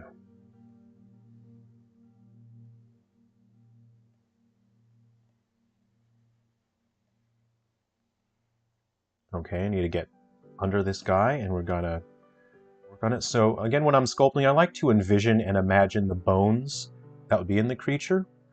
And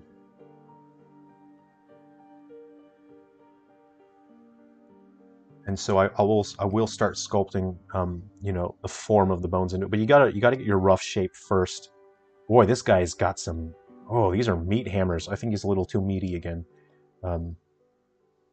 But my idea for his hands, I accidentally made his hands a little too adorable in the sketch. But these are going to be like mangled meat hammers, you know, like his malformed appendages sort of thing. So it's kind of upsetting to look at. So I'm kind of thinking that's... I might just grab. I'm kind of thinking that's looking okay now. Okay.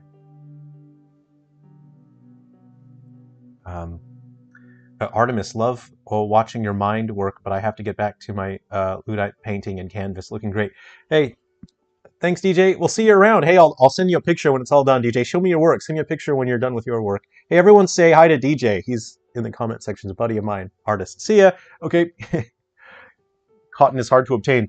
Oh, yeah. Oh, you know, I'll check where the spawn points are, Luna Knights. I'll check for the spawn points, and then I'll see um, what items. Because for the, yeah, oh, yeah, the cloth kind of stuff, it usually washes up near the shore. So a good idea is to sort of like build a landmark when you find a spot where that spawns, is to build yourself a landmark so you can get back to it easily. Okay. Okay. Yeah, I said I was just going to do this roughly. I was just going to do it pretty quickly. So, you know, it's not, I wasn't intending, you know. Wow. I didn't even I don't have this. I don't even have a name for this guy. I'm just gonna call him. This is just Concept 1A, because that's the name of the sketch. It was just a test sketch. I thought he was just adorable, though. Okay. Now I gotta make him not too adorable, though.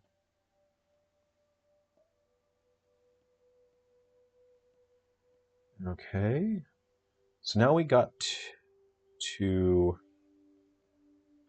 He's got dangling arms and dangling appendages. Oh, Dream Billet. Yeah. Chris B, loving the new setup. Hey, how's it going? Thanks. Good to see you, Chris B. Yeah, I thought this would be a cool way. It feels like we're actually, you know, hanging out in real time, and you get to see one of my workspaces. And I've set up my my other workstations in my office now to where we can do more of this. So while I'm doing other game development tasks, we can hang out, and I can have this sort of overhead view, and it feels like we're hanging out.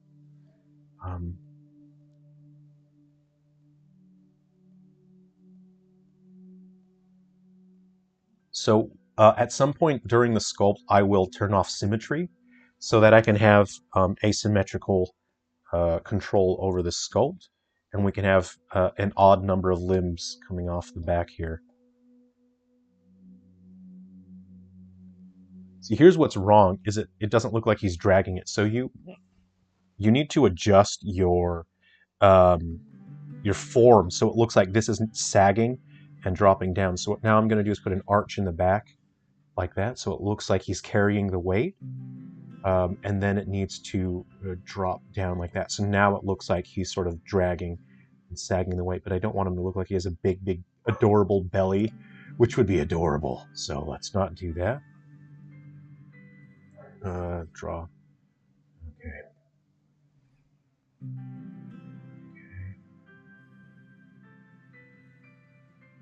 Okay. But I don't want these to look like legs, you see, which is why I want them to be asymmetrical. But I want to do my clubbed hands. I'll do my clubbed hands first. I'll do my torso. I'll do the face. So I'll leave this rear section for later. But you kind of want it to look like mangled limbs back here and not necessarily legs, which is the idea. Yeah.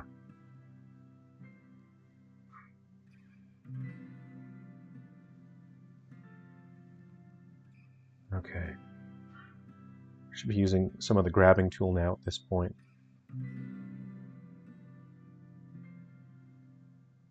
Yeah, I think we have the idea. Yeah, we've got it. Yeah! Yeah, that's not too bad. Guys, this isn't even an enemy that I'd planned to incorporate in any game. This literally was just a concept sketch. This isn't even supposed to be a Silver Falls enemy. So, I just thought it'd be fun for the stream now, so it's more interesting. I'm creating, for everyone that just checked in, I'm creating a new metal exterminator enemy, but the concept is so weird, the design is so weird, and it's not that engaging. I was just noticing it's kind of boring to have it on stream. So I'll work on that one on my own time without the stream. Because on stream you need something that's really fun and interesting, and this guy is just... this fun little fella. Isn't he fun? What a fun guy. Lunar Knights, you're having a blast with Deathly Delusion Destroyers and Ruby River, but I really need to jump back into Wii U. Hey, I'm glad you're still enjoying those. I had so much fun making and testing. Testing Deathly Delusion Destroyers was such a blast because I love getting items and upgrading equipment and all that. So, you know, that's the kind of thing that I'm really passionate about. So it was fun testing Deathly Delusion Destroyers because I could just get lost in it for a little while and I could keep playing it. All right, here's the trick with these sort of skull Silver Falls enemies is not making the eyes look adorable. It is so easy to accidentally make these guys look goofy and adorable. It's tough. It's tough, you know. And they usually do start out very adorable. It's problematic.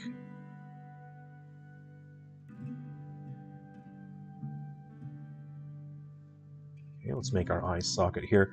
And it usually takes a fair bit of adjusting and fine-tuning and finagling before you get the eyes to not look goofy and adorable.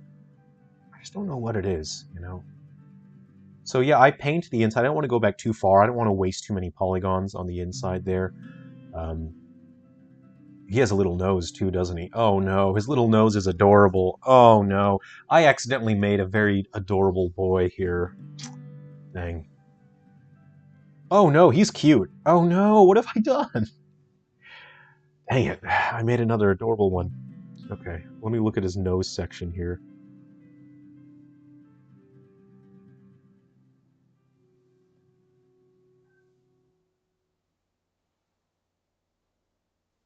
Okay. This is so cute. Oh no. Alright. Yeah, if you hold control, it reverses the draw tool.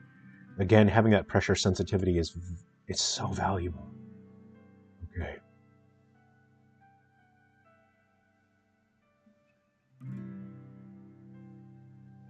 Here we go. And you guys, can you see this? How's the stream look? Is the bit rate good on the stream? Because I can't personally tell at the moment. Okay, so I can paint the inside of his nose hole to be black, and it won't emit light. Let's see.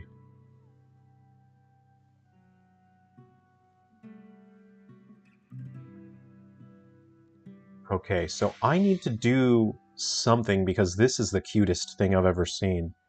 Look at his goofy little duck mouth, too. Oh no! Oh no, he's cute! Oh no, I like him! Oh jeez. Oh gee whiz. What a cute little friend. Oh, I feel so bad I'm gonna have to change this. He's very cute. Oh. You guys. Okay, his eyes are too big.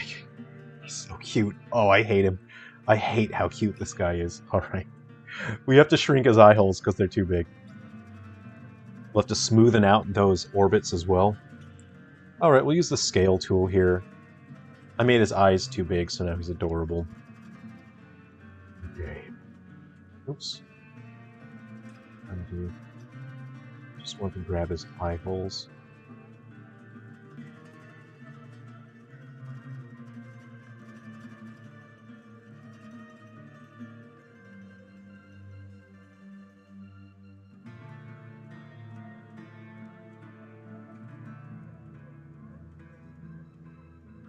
Man, I made him too cute. Damn it.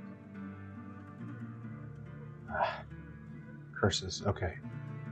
I'm looking at the proportions of the model. I think the dome I've made too big. I'm gonna wind that down a little bit. So here's okay. I'll do this now just so I know the detail is there and it looks interesting. But you know, I have that sort of definition. I have those definition lines there. So I'm just going to add them in now, so we can see sort of tendon attachments and whatnot. You can see some form along the neck and some shape there. Your tendon should converge at some point.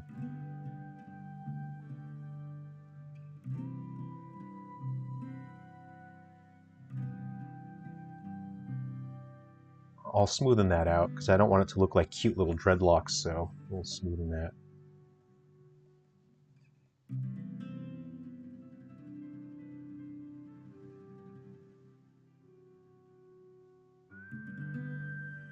Okay, and he's got to have stronger cheekbones here.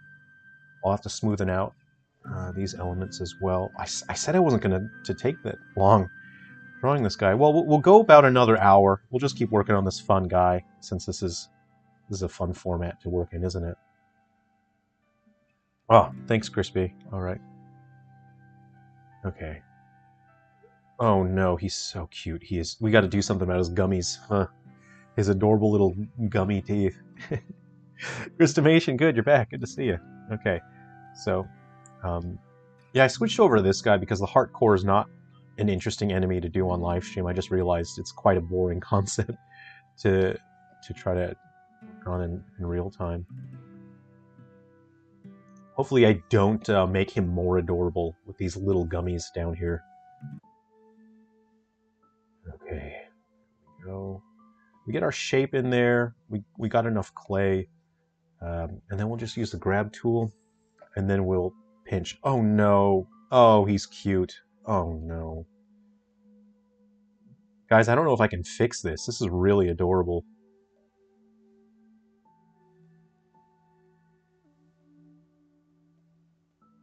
Oops.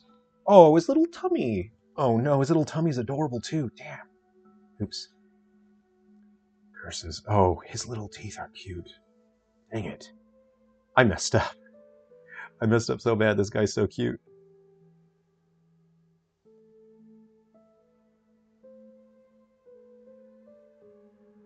I need to fix this playlist though. This track's pretty chill though. All right, let's try pinching.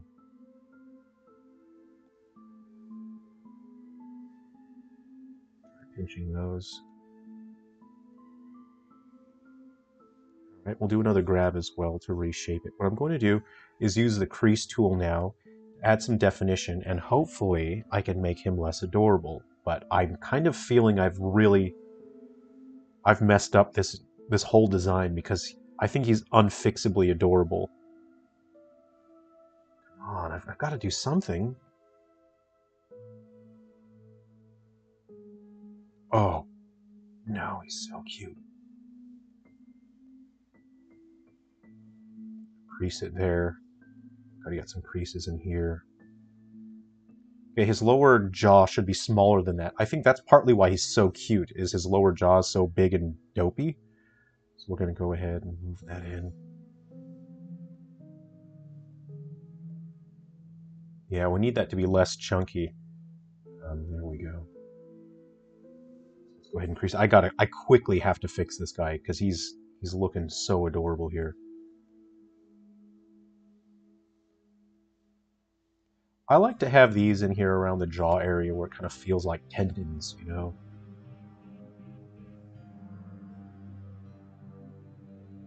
Shoot. Oh no, he's cute. Ah, damn it. You can tell I'm very frustrated right now because I'm fully aware of my capabilities as a 3D sculptor, and I'm feeling like I cannot make this guy scary. I feel like I've done a big old cutie is what I've done.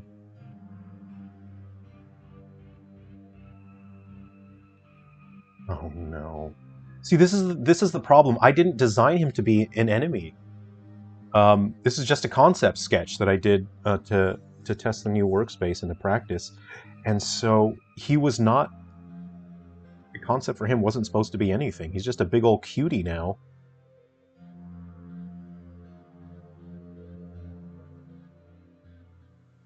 He was not supposed to be an enemy. This isn't... I'm not even making him for Silver Falls. I'm making him for the stream now. Just to hang out. Because I was working on a Silver Falls enemy, but it was quite uninteresting to do on stream because it's such a weird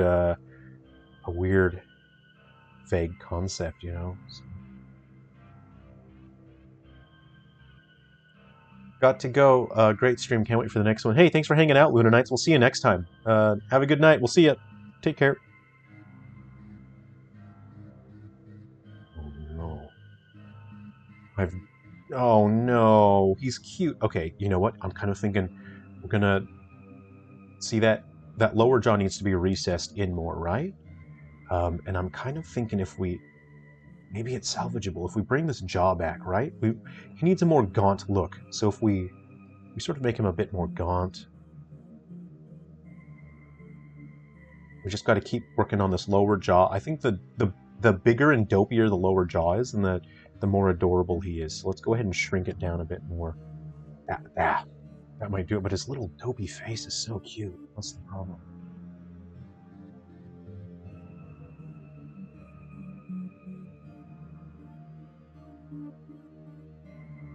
There we go. It's looking less cute now. Okay. But I'm going to be honest here. I'm not confident in my ability to make this guy not adorable. Okay, that's bit. Okay, that's better. That's pretty close to the. Hey, that's pretty close to the concept sketch, isn't it? Let's make it a brighter color. It's kind of hard to see. You know, that's not bad.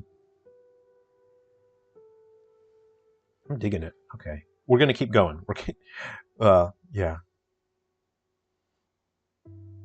The Luna Knights have to jump onto Ruby River for night monsters while I put my son to bed. Well, yeah, the night monsters get you they get you the parts to make weapons, so it's good to fight the night monsters. And again, remember, if you use traps, the monsters are pretty easy to deal with. Just plan ahead. You know what? This is salvageable. This is doable. He was meant to be adorable from the very beginning, wasn't he? All right, let's go ahead and just sculpt out his arms a bit. All right.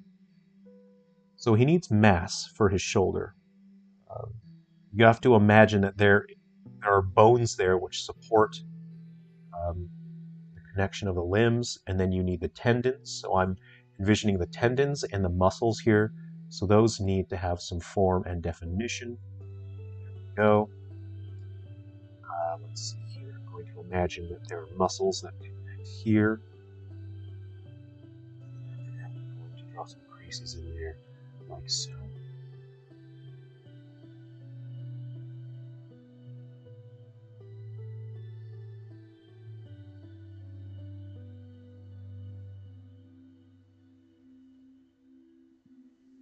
Okay. Okay. That's looking okay. Yeah. Yeah, I'm digging it. Okay. So he's got like a spiky bit, which is, again, these little features. That's not. I didn't design this with an actual enemy in mind, so I think this is actually adorable. I put those on there not to make him scary, to make him more cute. So I'm worried if I put that on there, it will make him cute. So I'm gonna try to think of a way. Here's what I'm thinking, right? I'm kind of thinking, instead of having it be like a cute little spike, what I will do is sort of like, it's sort of like his bone is sticking out of his body. So that's already his elbow there. So I'm kind of thinking like this.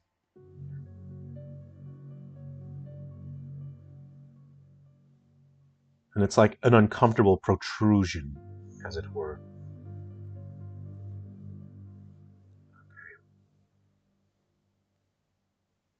Oh, it's the manor music. I dig this. I dig the manor music.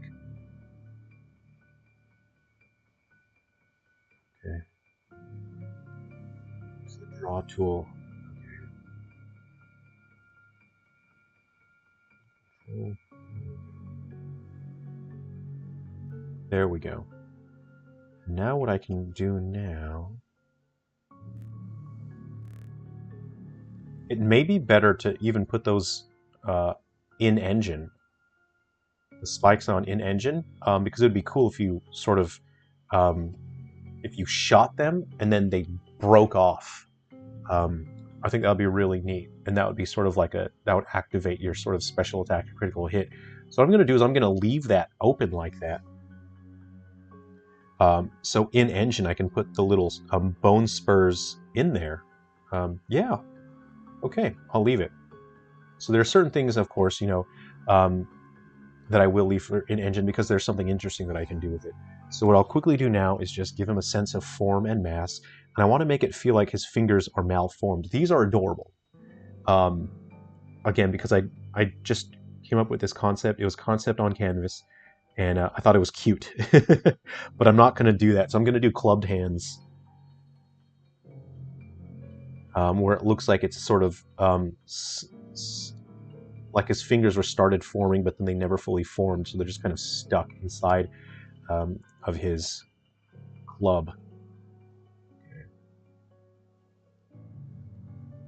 We'll get one there. We'll get a club here.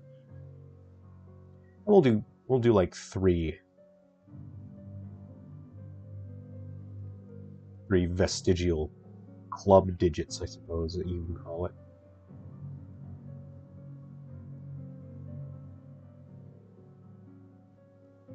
Oh, no, we've got space back here for one.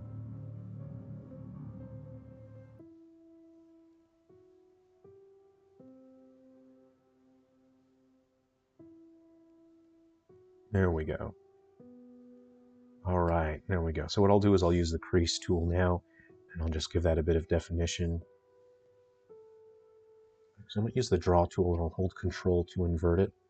That's more along the lines of what I want. Again, having that pressure sensitivity is very nice.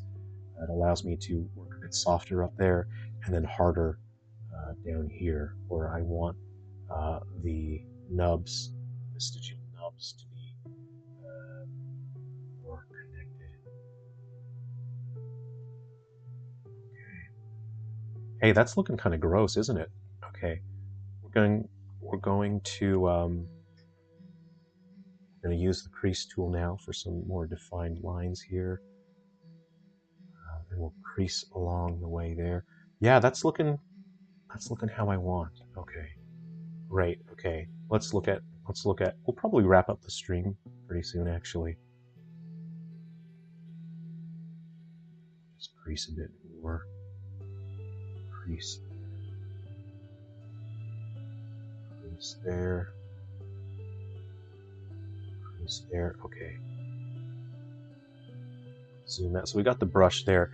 Let's go ahead and turn off the wireframe real quick, and then I'm just going to look at his chest bits. And I think I colored those wrong. I think those are supposed to be spikes. So I might leave those for in-engine as well, now that I'm thinking about it. Even though I said this wasn't going to be an enemy. That's my thought process anyway. Okay. Turn on my wireframe. Okay. So, let's see. I'm just looking at his shape and his form here. I think he was... Yeah, there's supposed to be a bit of, like, connective skin here that runs along the bottom of the neck. I'm looking at the sketch just there. Oh, yeah! Hey, that's looking pretty neat, actually. You know, maybe I'll just make those little... See, here's... My concern is that's going to end up looking adorable if I end up trying to sculpt it quickly like this. I'll try it. I'll try it. They're going to end up looking adorable, I know it.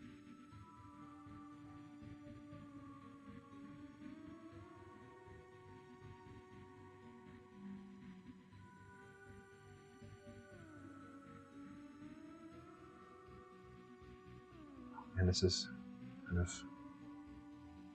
This is actually a really... this might be my new favorite way to sculpt. Again, this is my first time really sculpting with this setup, and I'm actually really enjoying the workflow here. It's just a good way to work here. So I think this will be my new permanent full-time sculpting workstation. It's great. I'm going to use the grab tool at this point, and then I'll use some pinching as well. Okay, no, this is looking kind of gross. Oh yeah, this is nasty. Okay, cool. It's working out. It's really working out here. Okay, I'll use the pinch tool. Zoom out. And then we'll wrap up pretty soon anyway. Okay, and I'm looking at the other things. I'm thinking the other things should be, yeah, they should come out from the sides more. So there will be some connective tendon connections there. Let's go ahead and get those in there like that. Get some clay all up in there. And they'll connect to the back a little bit.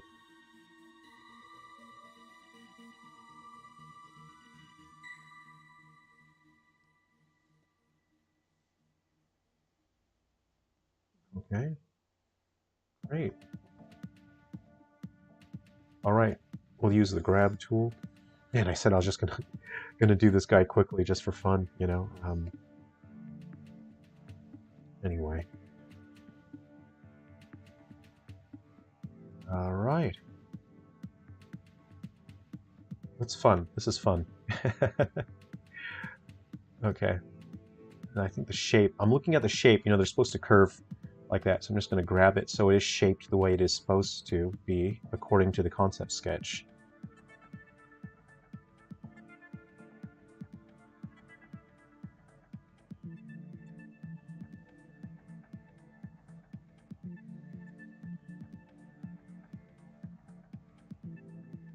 Okay. See what okay, it's curved, it's curved. I'll use the pinch tool here. Pinch like so.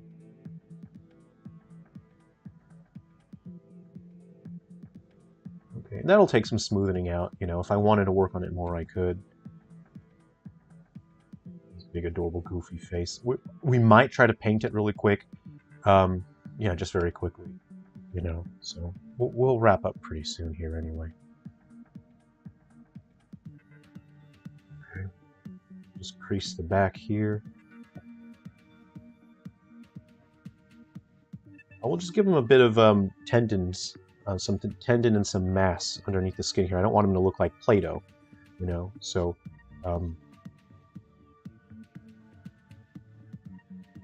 spinal definition as well.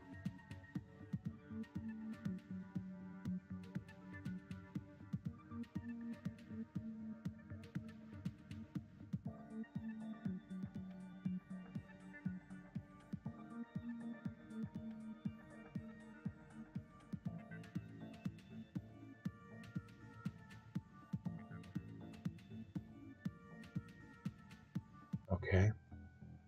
And I would put those dangling tendril bits, I would create those in Engine so that they can be physics animated and it'd be easier to manage them as well. Whoa, don't like that.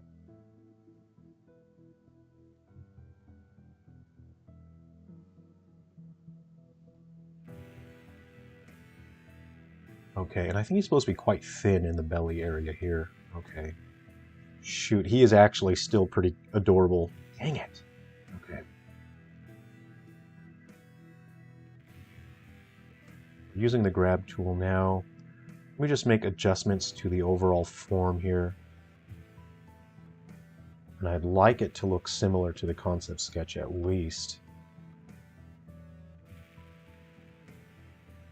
Okay, so I'm looking at the sketch, the concept, and I'm comparing his mittens, and his mittens are too big. Okay, so let's go ahead and use our scale tool, and we just want to reduce the overall size of the mittens. Oh no.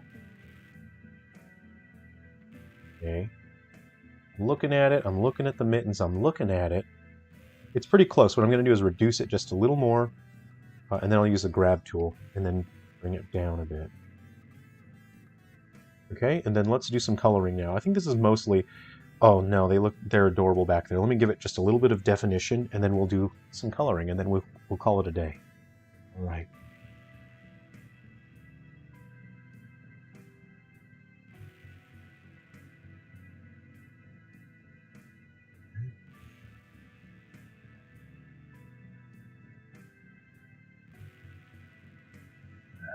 Crease it in here a bit.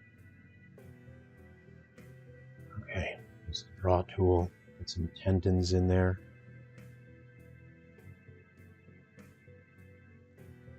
Control in there. Sort of looks like a knuckle down there. Get some tendon definition. Muscular definition in here. Some muscle.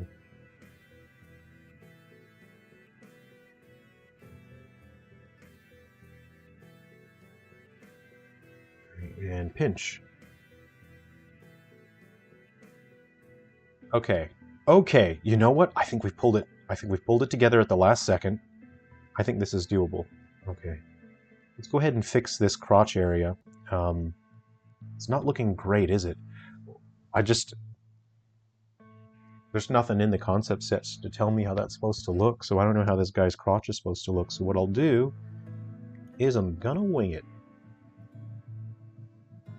Well, he shouldn't really have a crotch, should he? So I just sort of reduce the detail on that, I think. It's a little bumpy back there. So it's kind of... Okay, I'm kind of thinking like we had a pelvis, the pelvis would sort of be like, I'm going to define the pelvis a bit. How about that?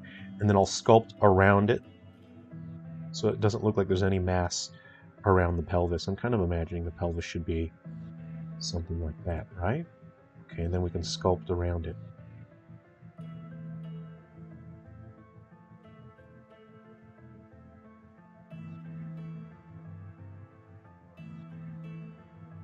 Okay, let's hold the control button. I'll undo, make the brush just a bit bigger, and then we'll start painting this guy. How about that? There we go. It's starting to look like... oh yeah, now it looks like gaunt and emaciated, doesn't it? We'll continue this line here. We'll follow through.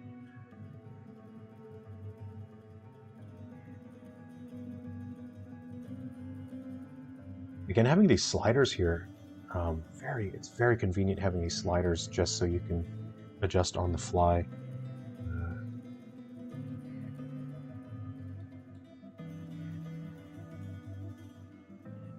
Crease it here. We're about to wrap up with sculpting. We'll get a little bit of paint onto this guy, and then we'll call it a day. You know what? I think that's going to work out for now. Let's go ahead and run the smooth tool over here. This is a little too mountainous for my tastes, so let's go ahead and just smoothing that out a bit. It's a little mountainy. Okay. Ooh, it's looking okay. That's all right. I actually don't mind this design now. I think he's just menacing enough now. I think fixing that lower jaw really did the trick. Otherwise, he was very, very adorable to start out with, wasn't he? I think that inner cavity needs to be a little bit more vacuous. Let's go ahead and fix that. So let's go ahead and save. We'll get our wireframe back.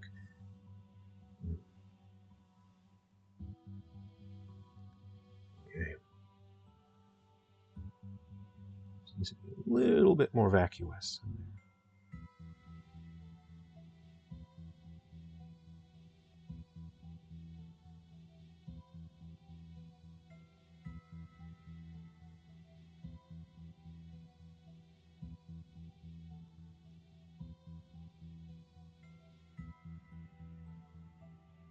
There we go. And that's kind of, I think that's sort of visually just upsetting to look at, I think. There we go. So what I actually want to do, and this is, because you can't just have it like totally hollow inside, right? That would visually, and anatomically, it's just quite dull and it's uninteresting. So what I'm going to have to do is I'm going to push that up a bit, and then I'm going to run a ridge along the inside of that to make it visually interesting. So we'll go like this.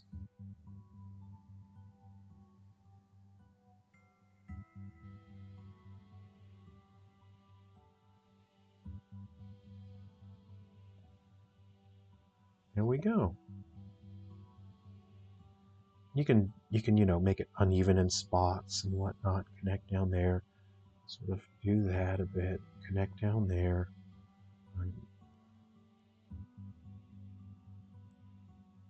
Sort of connect there in some places like that, so it looks like it's organic in a way. You know what I mean? There we go.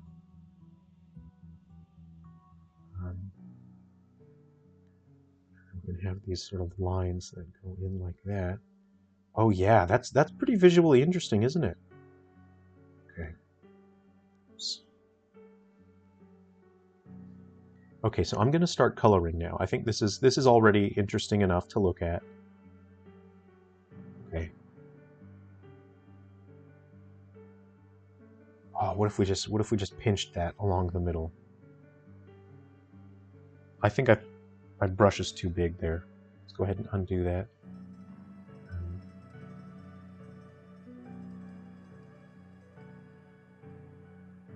Smaller brush.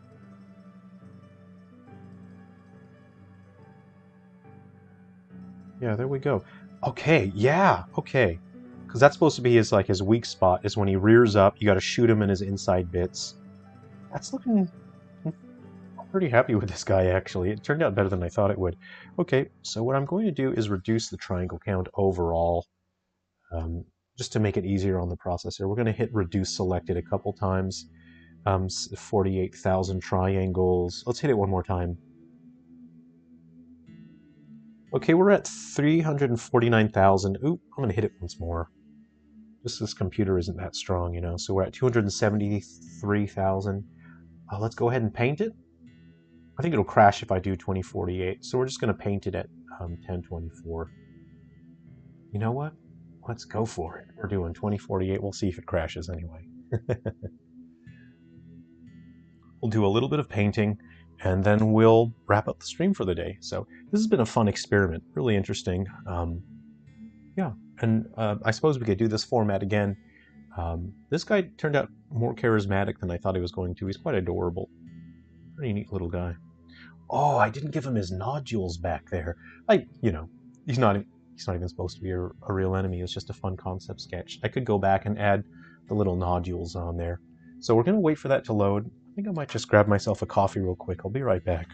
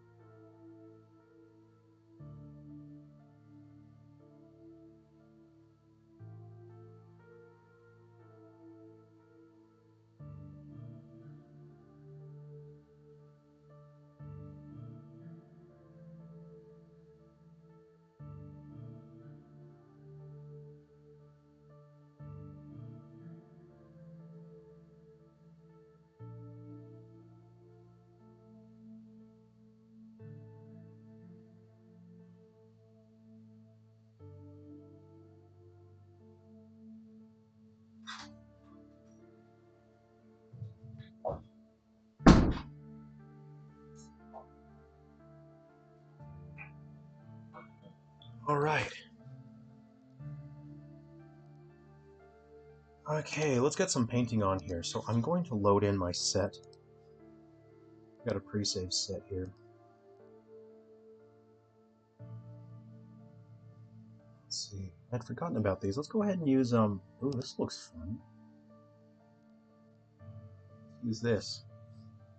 Michael Newsom. Hey, good to see you. Thanks. This setup is so cool. I don't even want to know how much that Wacom tablet cost. Right.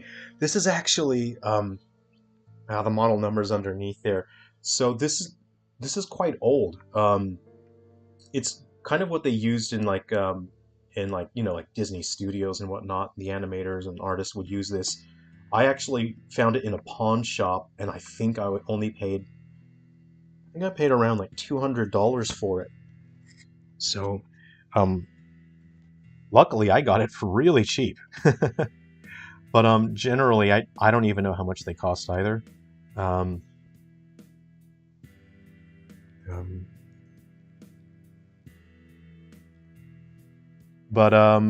I got it at a pawn shop, and I'm happy with it. I had to buy the stylus separately though, so they had it separate. So what I'm going to do is I'm going to put a base layer of flesh.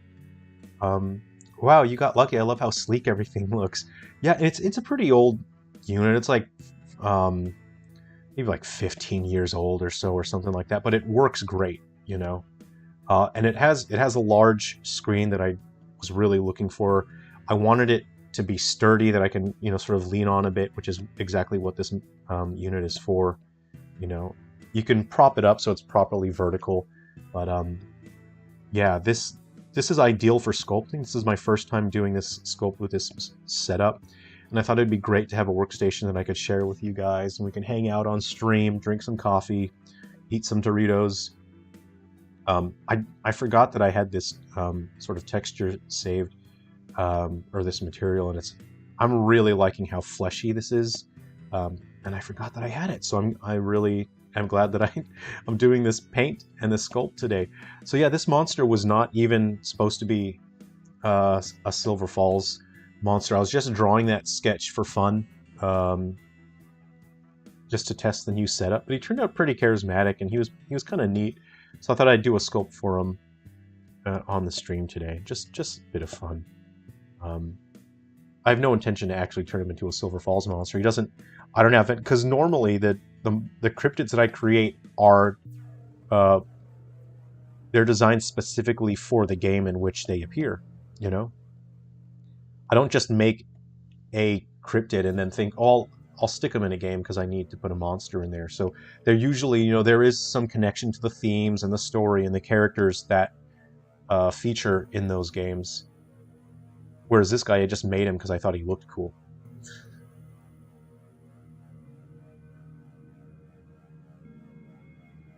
Rashad Z, I'm low-key jealous of the quadruple screen setup. Hey, you know, you can get yourself some monitors as well. You know what actually I do? I actually use, when I don't have enough monitor outputs in my computer, I buy USB devices that have output. So you can get USB 3.0 to VGA, USB to HDMI, USB to DVI, and you can just give yourself infinite monitors. You can have as many as you want, you know. So yeah, I'm really happy with this setup. You know, screens everywhere. I actually have another bracket just here, so I could put a screen to the side of me. There's no reason to have it there, but I could if I wanted. Okay, this is actually looking. This guy's turning out way cooler than I expected. Let's change the material though. Let's It's kind of neat, isn't it? This is looking pretty rad. I'm not gonna lie, this turned out way cooler than I thought it was gonna be. Alright, so let's get something fleshy. I need his insides to look vulnerable, right? So I'm gonna use this material here. And I think that'll look nice and fleshy. Let's go ahead and zoom on in there. I don't like this particular shader though. I'd like something just... yeah, something that really pops on the stream is my priority right now. Yeah! Oh, that looks delicious in there. Okay, very good. So this lets people know, you know, he would rear up, you know, if he was an enemy. He's not, you know, but if he were to rear up, and people would see that and they would tell, oh, he looks kind of adorable. I mean, he looks kind of fleshy in there. I don't want people to think he's adorable. Yeah, that looks properly fleshy, doesn't it? Okay, that would be his weak spot. And you know, if you look at the concept sketch, you see he has dangly bits. There's danglers in there. They'd be physics animated. He'd have physics animated tendrils coming out the back as well. His little spikes would be added in engine, so you could shoot those off, and it would sort of weaken him, and it would stun him for a moment. I meant to add those on top. You know, I could add them later. So how about, oh yeah, in his mouth. Yeah. And, you know, I keep saying he wasn't supposed to be a Silver Falls enemy because the concept sketch was just messing around and having fun with the workspace here. I would turn off symmetry though, honestly. I don't have a black material. Ooh, I don't have a black material set up at the moment. Otherwise, I would use black to paint in the eye holes and the nose hole. So for now, I'll just use this fun, fleshy material. Oh no, that gives the wrong message. That makes people think that they can shoot that. Oh, I do have black.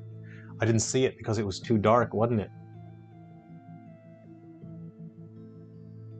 Okay. Go ahead and paint it in there. Okay, the brush is a little small here, so this is going pretty nicely here. And I did just get myself a fresh coffee. I'm going to drink a bit of it now. So what do you guys think? What do you think of this fun little guy? What do you think he should be a Silver Falls enemy or what? Um, oh man, if you look at him in just the wrong way, he looks so cute.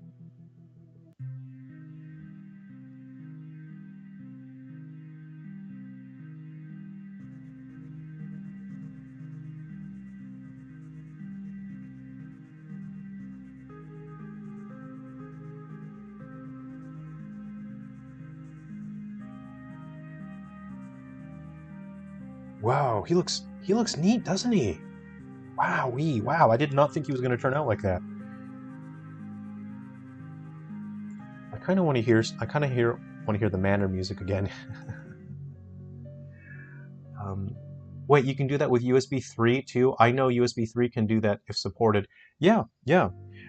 Years ago I was using USB 2 adapters, but sometimes the resolution and the was not so good, and then it was a little laggy with USB 3. Look on eBay and type in USB 3.0 to HDMI or USB 3.0 to VGA. You'll get them for like 10-15 bucks. Heaps of my workstations use those. Have you ever thought about selling Silver Falls wallpapers for both PC and real life? I have thought about it, but I wanted to make sure that the artwork was very good and very interesting. And I wouldn't want to just sell the renders, of what we have already. You can get the Silver Falls Maverick posters, but I've been thinking about, doing the box art and whatnot as posters. But I want to make sure that they're very good. I would give them out for free, for PC and phones and whatnot, but I would format them. I've done like holiday special one where they're kind of winter themed. I've given out those wallpapers, and I'll make some new ones again. I wanted to last year, but I just got very busy. So what I'll do with his meat hammers now is I want to make them a different color. So I've got this color here. It's kind of like, it's meant to look like steak, isn't it? And I just want to make his limbs now stand out from his body a bit.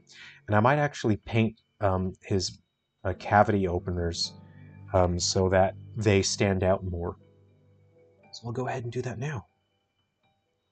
Whoops. What's that all about, huh? Here we go.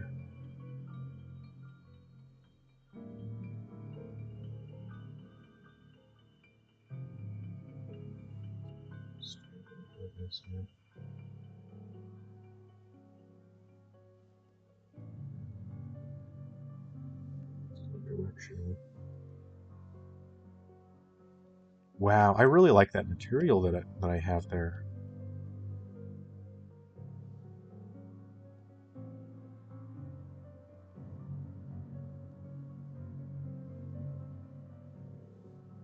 Strength, I'll just dial that.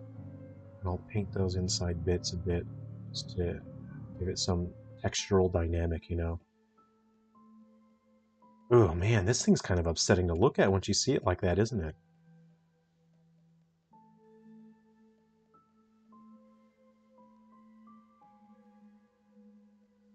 Yeah, I really like how those veins pop out. It's pretty gross, isn't it?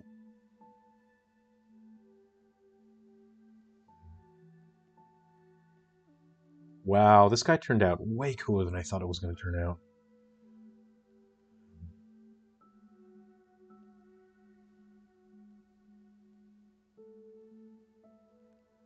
All right. This is... Look, I'm not going to lie. This turned out way cooler than I thought it was going to turn out. I didn't think it was going to be like that.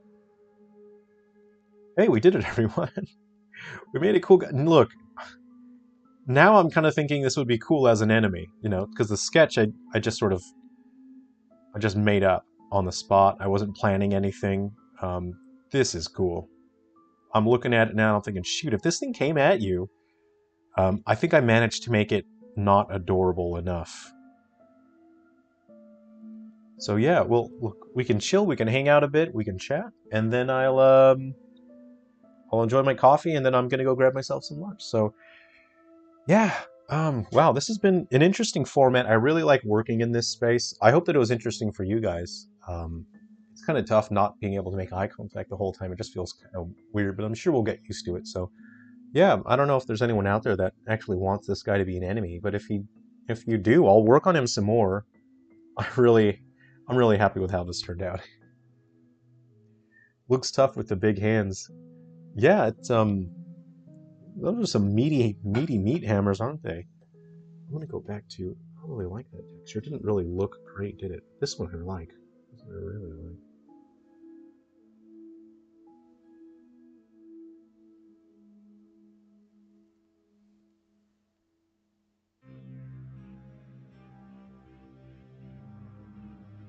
Yeah, I like getting the detail in the veins and all that in there. That's gross. I like that. Shoot, this guy turned out way cooler. Way cooler than I anticipated. I think once you paint the texture on him, it really sells it, doesn't it? He's neat looking. Wow. Wow, wow, wow. Wow, wow. Can you imagine the amount of damage this guy would do just sort of rearing up and then giving you a big old spank with his meat hammers over there? So yeah, what do you guys think? How do you think that turned out compared to the concept art? So you see, it didn't actually take that long to actually, because on stream I actually drew the sketch just there, just the concept um, in Photoshop, and then we immediately went and modeled him. We sculpted him in Sculptris, and then we painted him. And then rigging is another story. That's so boring. People have asked to do rigging on stream, so maybe I will next time. It's not fun. I think rigging is kind of the worst part of any kind of 3D modeling and animating. He'd be a neat enemy crushing you with a handshake. Yeah, he turned out pretty neat. I'm actually really happy with him.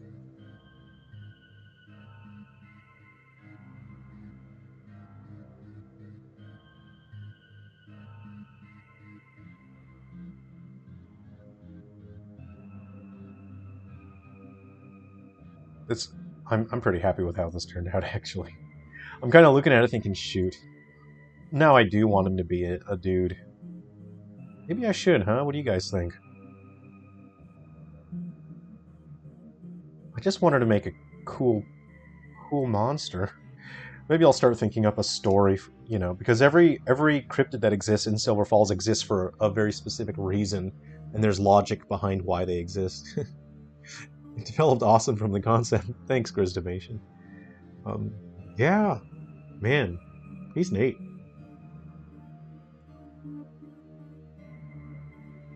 All right, well, I guess I'm gonna find. I'll have to find a game where he can fit in, and he would be a good fit.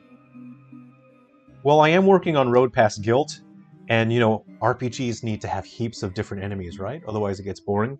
So, yeah, maybe I'll save this guy and I'll save him for RPG. I'll put him in Road Past Guilt. How about that? And the people that are here on stream are the only ones. You guys will be the only ones that know how he wasn't even supposed to exist. He shouldn't have even. This guy should not have even been a Silver Falls enemy. That second cup of coffee works wonders. Well, this one's not ice cold. I waited for the other one and didn't even drink it on time. So, yeah, I hope this was interesting. I've actually got I've got a bracket here. I'm thinking of putting a monitor vertically next to this monitor. That monitor I have there, I can put one vertically next to it. Um, I'm not addicted to monitors. Um, I can stop adding more monitors whenever I want. I don't need to have the monitors. It just makes me feel good having all of them there. I could stop if I wanted. So I don't need them. So it's not an addiction. Um, I just like having all the monitors. I could have more.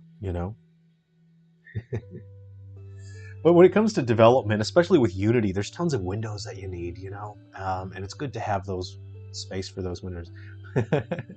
Monitors need you. So, yeah, what games are you playing right now, Grizdimation? Anything you might recommend? If I had like a couple minutes to play a game, what would you recommend?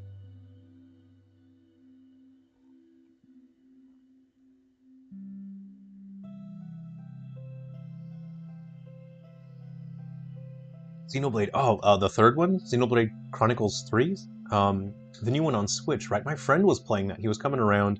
I did see him play it a bit. I saw him like do missions and some story. It looked really cool. The story, the battle system looks really neat. But I kind of miss fixed camera angles the way that we had them in Final Fantasy 7, 8, and 9, where we get transported to a different environment. Because what I've noticed in modern battle systems is the camera it goes wherever the player wants, and it's wibbly wobbly. You don't really get to pay attention to all the attacks. You see all these characters performing big attacks, and there's so many numbers you can't even count them all, and they're popping out of the enemies' heads. And it's not as interesting visually to look at because you don't know what you're supposed to be paying attention to. So it's just a visual mess. I think modern battle systems for RPGs are very ugly. And they're poorly designed visually. But you play a game like the original Final Fantasies on the PlayStation, and everything feels so important. Every action that your characters perform, the camera has this sweeping movement. It looks so interesting and dynamic, and you know what you're supposed to be paying attention to. I miss that. I really miss that. And that's what the approach I'll be taking with Road Past Guilt is. It's going to sort of transport you to a different field for the battles, and every action has its own camera angles that are scripted and interesting. Oh, on the 3DS, okay. Man, I have seen that on 3DS. Xenoblade on 3DS looks amazing. It's just mind-boggling how they got that to run on the 3DS. It's crazy, right? Really fantastic. Hunt Down. I haven't heard of Hunt Down. I'll have to look that up. That's really interesting. So, yeah, it would be neat. It would be neat to actually animate this guy now, because I'm kind of thinking he's cool. I'd like to see I'd like to see those tendrily bits. I'd like to see him dangling down. I want to add more tendrily things along the back that he drags along with him. Wouldn't it be cool if those were long, and then as he crawled along the ground or whatnot, they scraped and then they made a squishy, dangly sound along the ground? I think that would be really fun. He is supposed to have his mouth dangler as well, which I think is pretty fun. Yeah, I think it's great. Let's just try a couple other shaders. Let's see what other shaders look like. What's Droplet? Whoa, that's gnarly. That's Metal Exterminators right there. Okay. Ooh, it's so fleshy. I can't wait to do the normal map on this and make them nice and fleshy. Oh, that's going to be great. I'm not a big fan of that one. Okay, you got your rim lighting there. Look, I'm really content with how this turned out. He wasn't even supposed to be an enemy, really. Hey, check that out. Ooh, you got some underlighting there. That's menacing. Really neat. That kind of gives me some ideas, doesn't it? What's this thing? No. Normals? Oh, right, because there are no normals on this guy. Okay, what's this? Hey, shiny. I like that.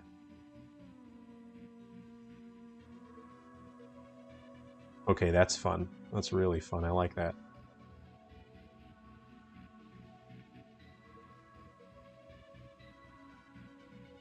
And the gold one looks cool. I like that. Oh, he's not gold anymore, is he? Alright. We're just kind of hopping through materials here. Look, I'm really happy with how this turned out. Leaving sludge behind. Yeah, that'd be really cool. Anyway, hey, thanks for hanging out. It's been really great. Thanks to everyone. I hope you'll check in next time. Especially, again, thanks to all the patrons who helped make my new office and studio possible.